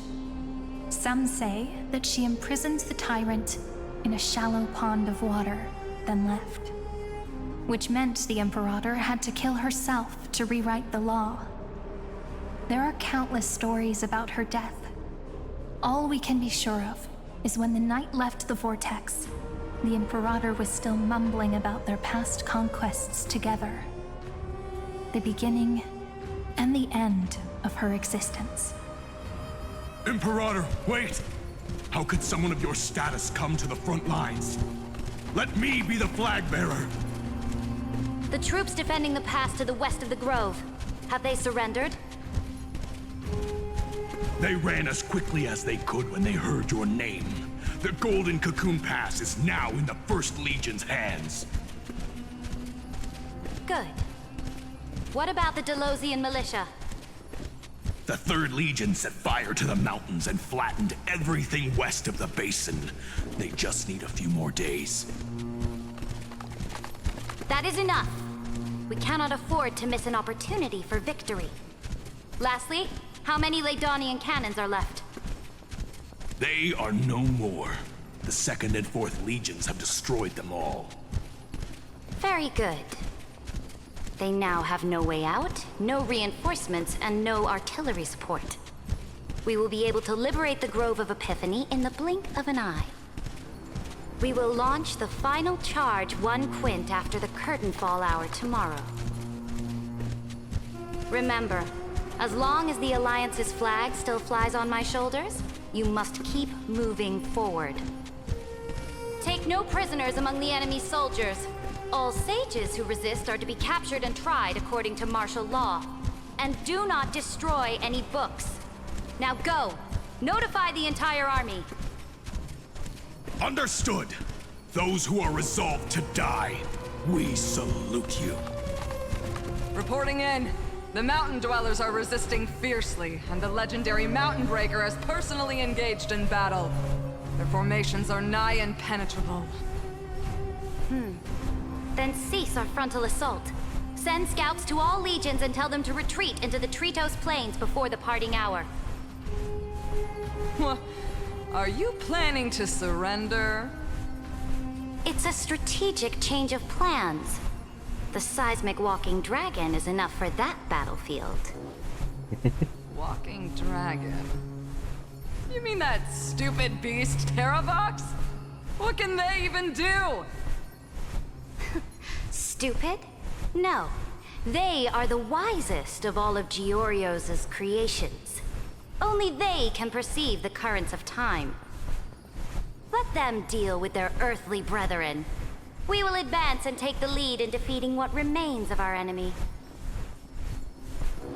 I will deliver the most fiery retribution for the humiliation they dealt us, and crown myself with a god-slaying wreath. Understood. I'll see to it. Those who are resolved to die, we salute you. The Temple of the Three Fates sent a letter, Imperator. They refused to surrender and said this letter is their last warning to us. Tell the commanding officers not to launch any attacks unless they receive the Imperator's handwritten approval. Disobedience will be punished by death. What are you doing? The priests of the Three Fates aren't soldiers, but politicians. Do not mistakenly believe they don't have a plan. These dying pests will wring out every idea from their brains, all for short-sighted gain. They are much shrewder than we are. I am inferior to them in that regard. They also have the prophecy to wield as a weapon, something I am not blessed with. Launching an unplanned attack will only disadvantage us, as all of Amphoreus will judge our actions. Which means I will be heading to the battlefield myself, just as I have always done. This time, however, I will go alone. I will conduct secret negotiations to ensure fate is on our side. Understood. The legions will make their preparations. Those who are resolved to die, we salute you. Why are we not allowed to march out with the army, Imperator? This will be a long voyage with no return. Those of you who bear the prophecy cannot come with me. Why are you personally leading this battle if it's doomed to fail? The Flame Chase journey cannot be without a leader. That is correct. The Empire will be without a head when the Imperator falls. But remember, as long as you seize the right opportunities, even a chaotic game will remain winnable. My departure will create a long staircase for you. You will understand what I mean when news of my death reaches your ears. Saridra, is our journey about to be over? Destroy the old laws and forge new ones. My conquest has reached its limits within the borders of Amphoreus. Since the prophecy already decreed that the Imperator would never conquer the stars as she wished, I will bow out here and try no more. More Chrysos heirs bearing divine authority will be born, and many more heroes will arise. Will they demand peace or war? Will they resist tyranny, or become the next Imperator? I do not care. The children of the future will decide for themselves. Do not mourn for me. Anyone can kill the Imperator, but the only one who can truly destroy her is Saridra. At the end, I faithfully recorded the most important battles in the Imperator's life. Her conquest was about to be completed at this point in the story. However, for some reason, a memory suddenly entered my mind just as I was about to put down my pen. It was a journey on a fantastical train. I had the honor of having a heart-to-heart conversation with the Imperator under the stars, and I asked her this question at the end of that discussion. How do you want history to remember you? As a hero who gave up her life for the flame chase? Or as a tyrant? She answered so quickly, as if she had made up her mind long ago. I would rather be forgotten than be defined.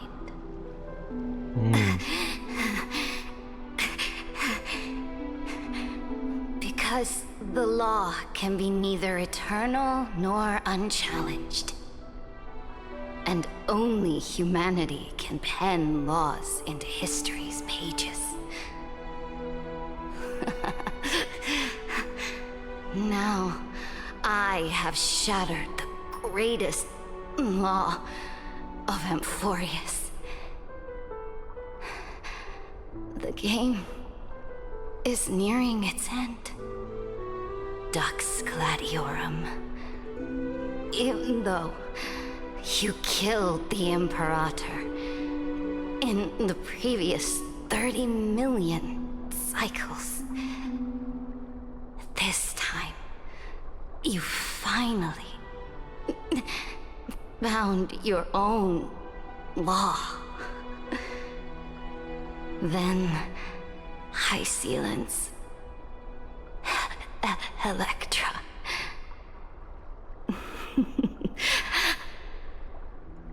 I will ask someone to deliver the prophecy's ocean at the boundaries of this world to you. Will you choose to swim into that ocean? I do not care. Do not care.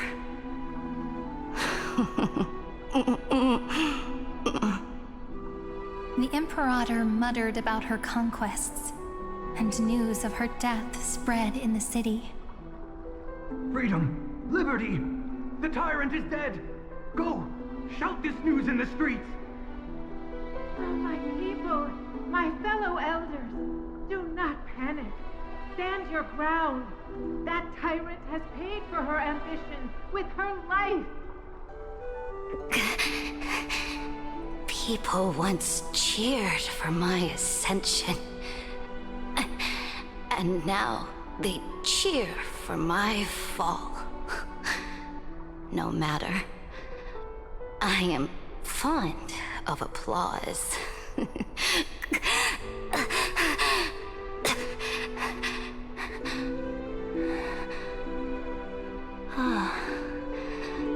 I see the cosmos, the battlefield that I cannot reach. I will return in the next cycle. The stars will hear my legion's war drums. Hear the great name of the Imperator. Hear Amphoreus's siren.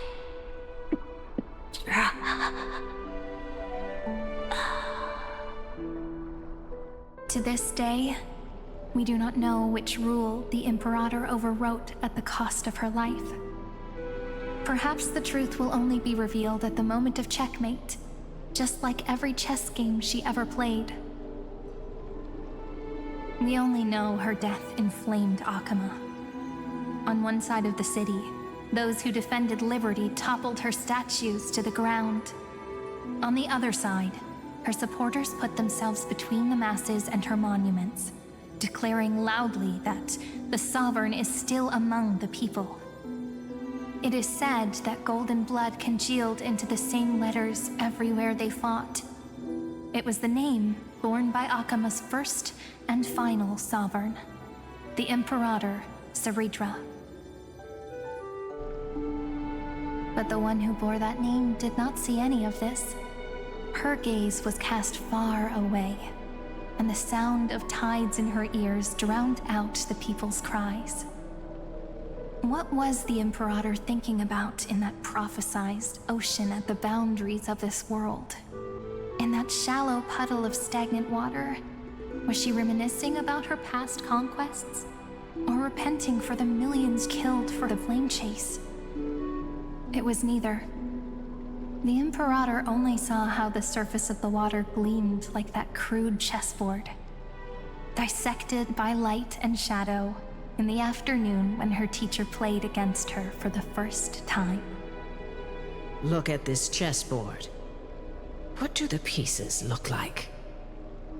They are strangely beautiful. They look like the stars in the night sky ablaze.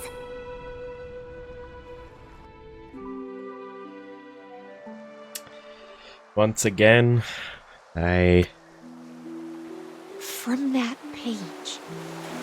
Once again, the way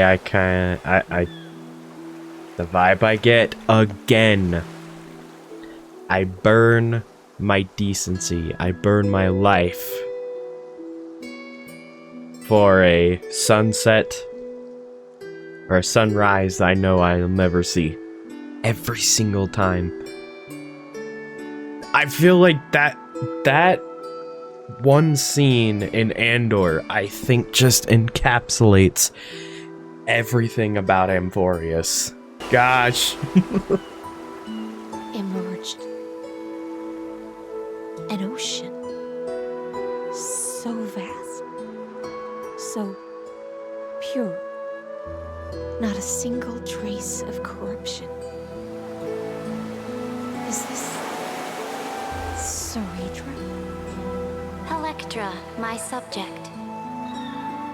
Ever since you walked out of the tainted ocean and pledged yourself to me, I have seen the abyss in your eyes and the emptiness in your heart. That was why I promised you a new ocean, where the Imperator's ambitions would serve as the currents, and loyalty would be its light. Electra, my subject. You have done your duty as my blade. The prophecy has now made its final decree on the road I intend to walk. My conquest is doomed to never reach the stars. Hey. But the Imperator never makes empty promises. So take this memory, this ocean, beyond the sky, as witnessed by the Deliverer. This is the final gift that the Imperator can leave for her subject.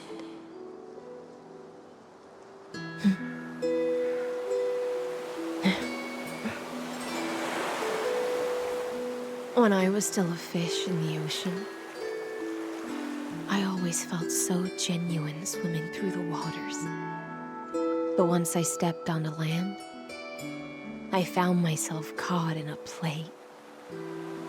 Every land dweller wore a mask in their life. So I, too, donned a costume and tried to find my role in this show.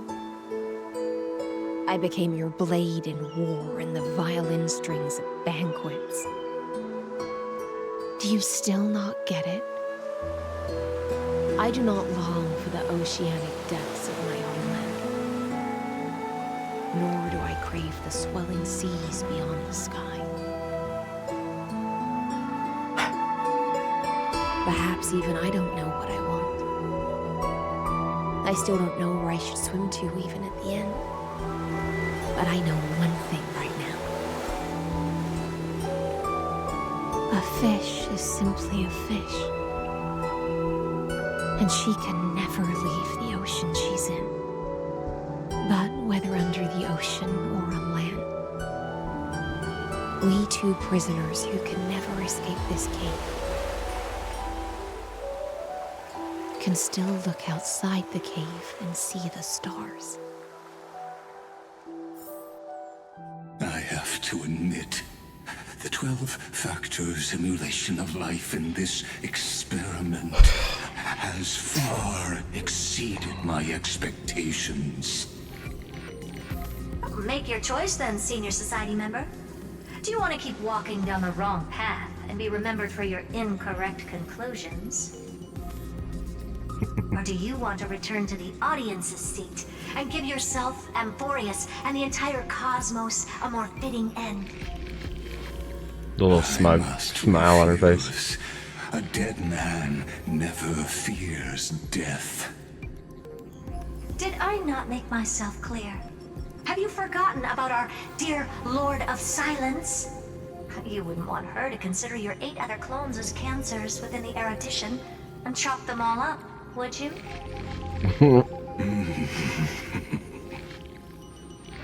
Your logical deductions are vastly different from mine.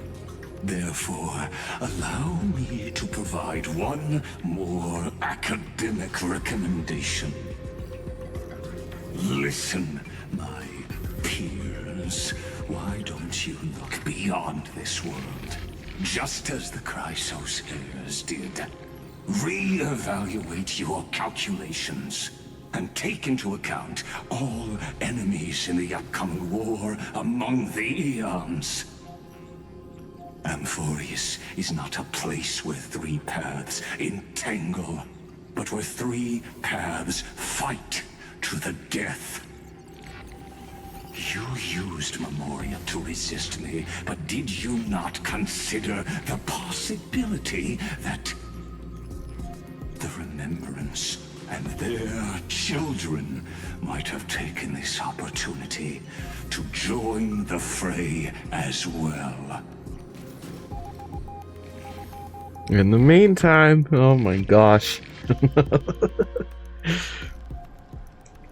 Oh, so this isn't just silence. It's the answer.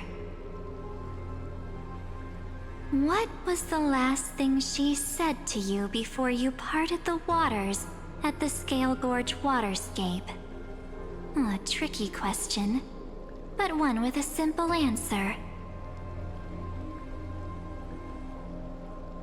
She didn't say anything back then, right?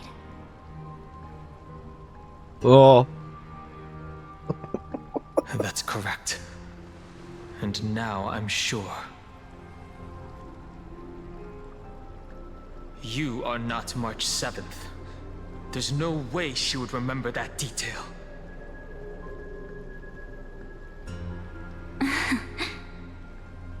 I'll only warn you once.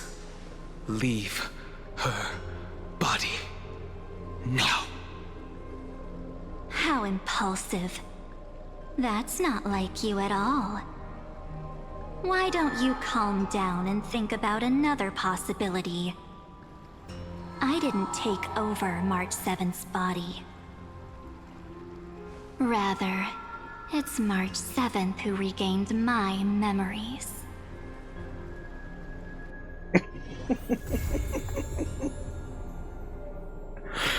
What a cliffhanger! Oh, we're in the end game. We're in the end game of Amphoreus now. We are just slamming ourselves straight into it. Ugh.